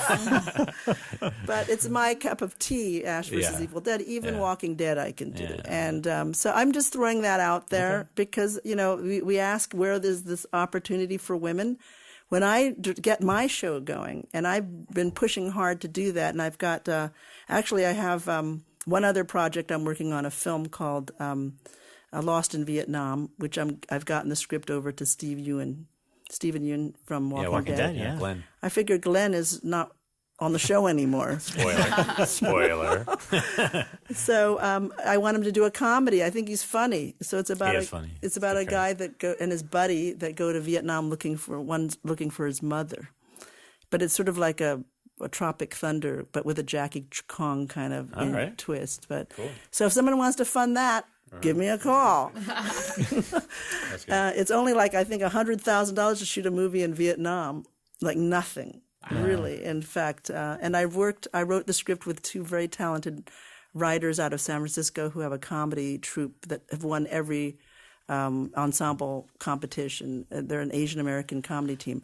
No opportunity for them. Yeah. It's like, I don't care how funny they are. It's almost like, you talk about difficult. It's even more difficult, I think, being an Asian American comedy troupe. Than a female director. Than being a female director. I don't know why I picked the difficult, challenges. Because I think about it. I was thinking to myself, why did I want to become a female director? That's got to be one of the hardest things on the planet, really. There's just no opportunity. You get the door slammed on you. You prove yourself. Brando tried to warn you. He tried to warn me. I didn't listen. You follow your gut. I had stories to tell. Yeah. And I thought, well, I thought I could be pretty good at it. And so when I do my show, the one Mustang Ranch one, and the City of Demons, female directors I'm hiring. I think we talked about that before. I'm done. I want to give them a leg up. Yeah. And they should be able to get a job on a series and be taken seriously. It's about time, and it's an unspoken prejudice, quite honestly. People don't say that they are prejudiced; they just don't hire you.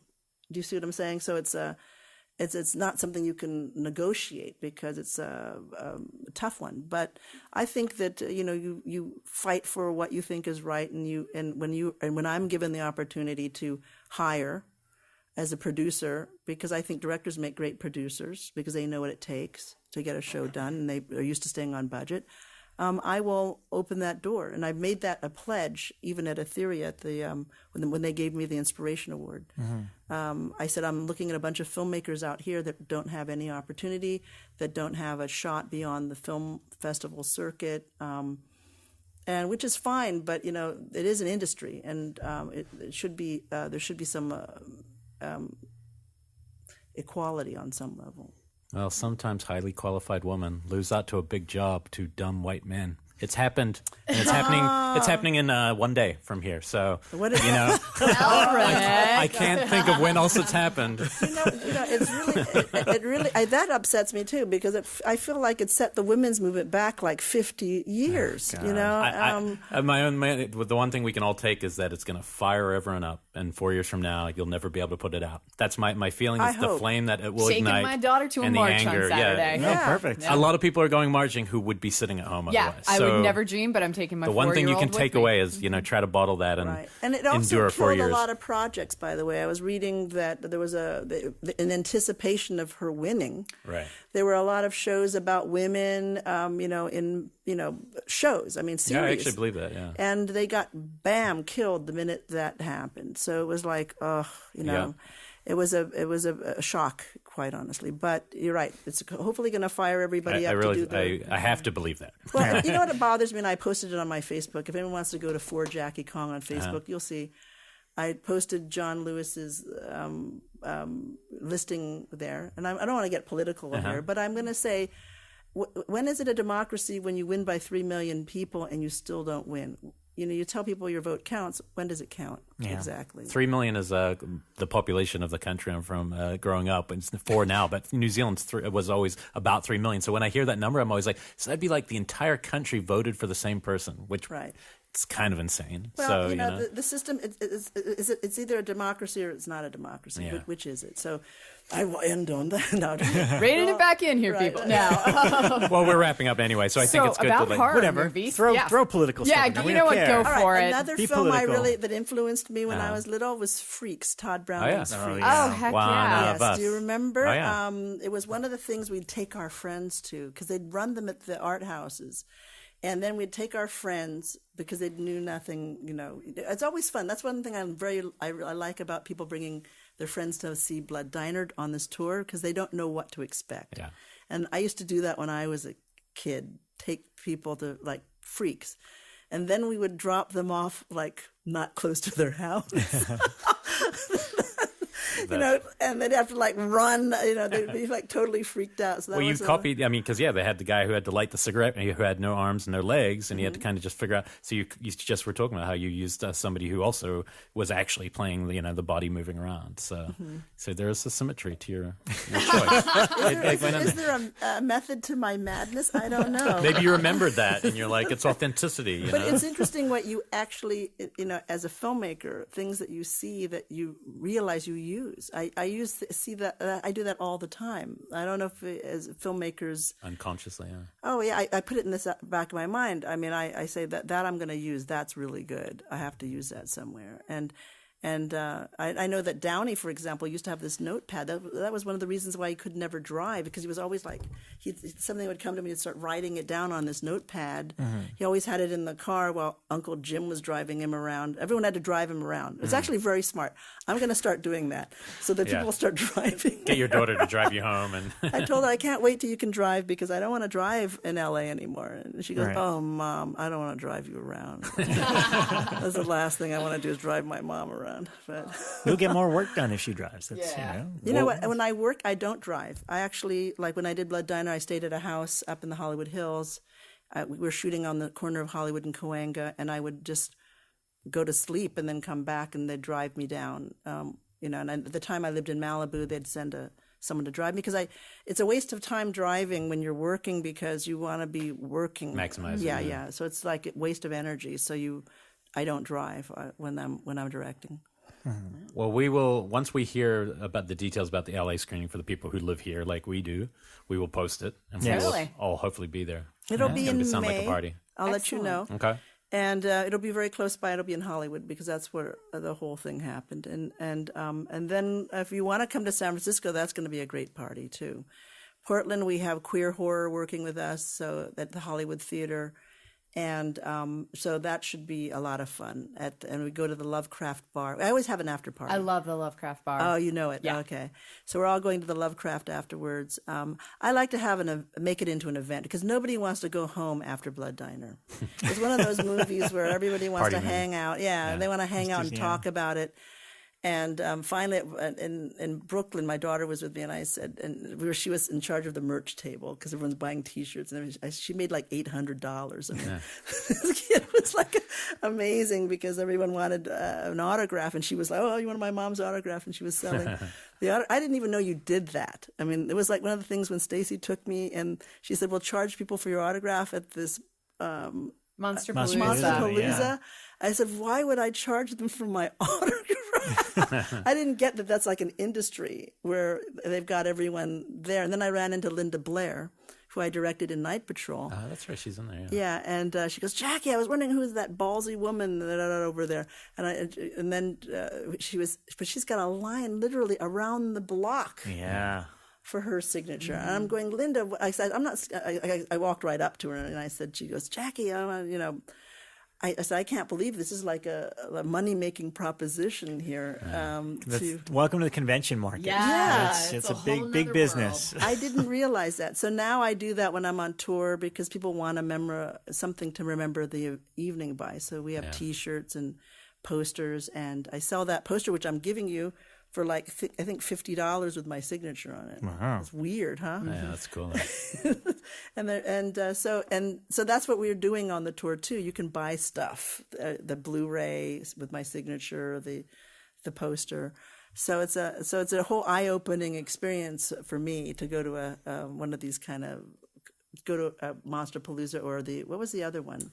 The one in Scarlet. Burbank was Monsterpalooza. Days of the Dead was a couple of years ago. Yeah. Days of the Dead, it was in... Well, I'd like to see some new work. So I think I'm happy that we have Blood Diner, but I'm ready for you to get one of these people to call you back so we can see one of the new projects. Because as your hashtag implies, Kong is king. Kong is king. Kong is king. And it's time the world sees that again, right? Thank you. I hope make it happen. so. I think it's time. And I'm in the middle of a divorce, so I need the money now. So, I need to go back to work now because my daughter's almost grown and I'm getting a divorce. So you're going to have more free time. That's have a lot of free time. You'll have her undivided attention, Game of Thrones. Exactly. And if you see the film, look it up. Just look up Jackie Kong on IMDb or look up Blood Diner. There are pages and pages and pages in Google in every language practically. That was phenomenal to me. The organic fan base of Blood Diner was not something generated by any movie machine or distribution company. That was completely organic. But from that's literally fans. what the term cult movie means. I mean, it has to build a cult on its own. No one can do it for it. Right. It's just totally organic. It's an amazing thing. And the film delivers. So even 30 years later, it delivers. So I'm happy about that. I felt like it was way ahead of its time. There was no Dexter. There was no, we did things. I made weird choices, like the dummy, for example. That was a scripted actor, and I said, no, we're gonna just put a dummy there, and we'll have him. And for those who haven't seen the film, you won't know what that means. But that was no one ever did something like that. Yeah. It was so off the wall that Maslin, the producer, said, "You're ruining the film. Is this supposed to be a serious horror?" I said, "If I direct it the way you think it should be directed, then it's not going to be an interesting film. It'll be just one more film that disappears into the ether, that no one will remember." And so, there were a lot of really interesting, that's my job as a director, to make some interesting choices and to try to bring something that people haven't seen before. That will get a reaction. So look out for it on the big screen, not just the Blu-ray. Try to find it playing in a theater before you resort to the... Well, it'll be on tour on the West Coast until May, and then we wrap in LA in May, and then I'm going to Hawaii. Okay. Vacation? I'm taking a lot of friends to Hawaii for my birthday and to hit the Maui Film Festival. Oh, nice. Oh, cool. Yeah, Nice. That's the way to end it. Yeah, that's in cool. June. So and then Lionsgate can do whatever they want with it at that point. But then I'm off the tour. I'm on the tour until May. So that's our deal, So I'm happy that they let me remaster the film, and there's an incredible looking DCP that can be played in every venue. So. Yeah, we're all lucky to have these kind of copies of things. Otherwise, you're watching deteriorated video. Like we'll watch something that was a VHS put onto a DVD, like we did this yesterday. Week for Psycho. Oh my! Yeah, but, isn't that horrible? Yeah. Well, if it's a movie you can't see any other way, then there's the mistake. But it's much. Great. This is a great package. So yeah, have you seen? You haven't seen the? You've seen the? The Blu-ray that I have. Yeah, I watched. I watched a lot of the special features on here. I watched the interview that Stacey did with you. Yeah, it's great. Did you hear my commentary? I only started it today. Okay. I'm rambling on the commentary, but I think I gave a lot of insight because I went straight through it. Yeah. And I sort of listened to Verhoeven's commentary on a couple of his films to get some ideas on how to make it roll. Right.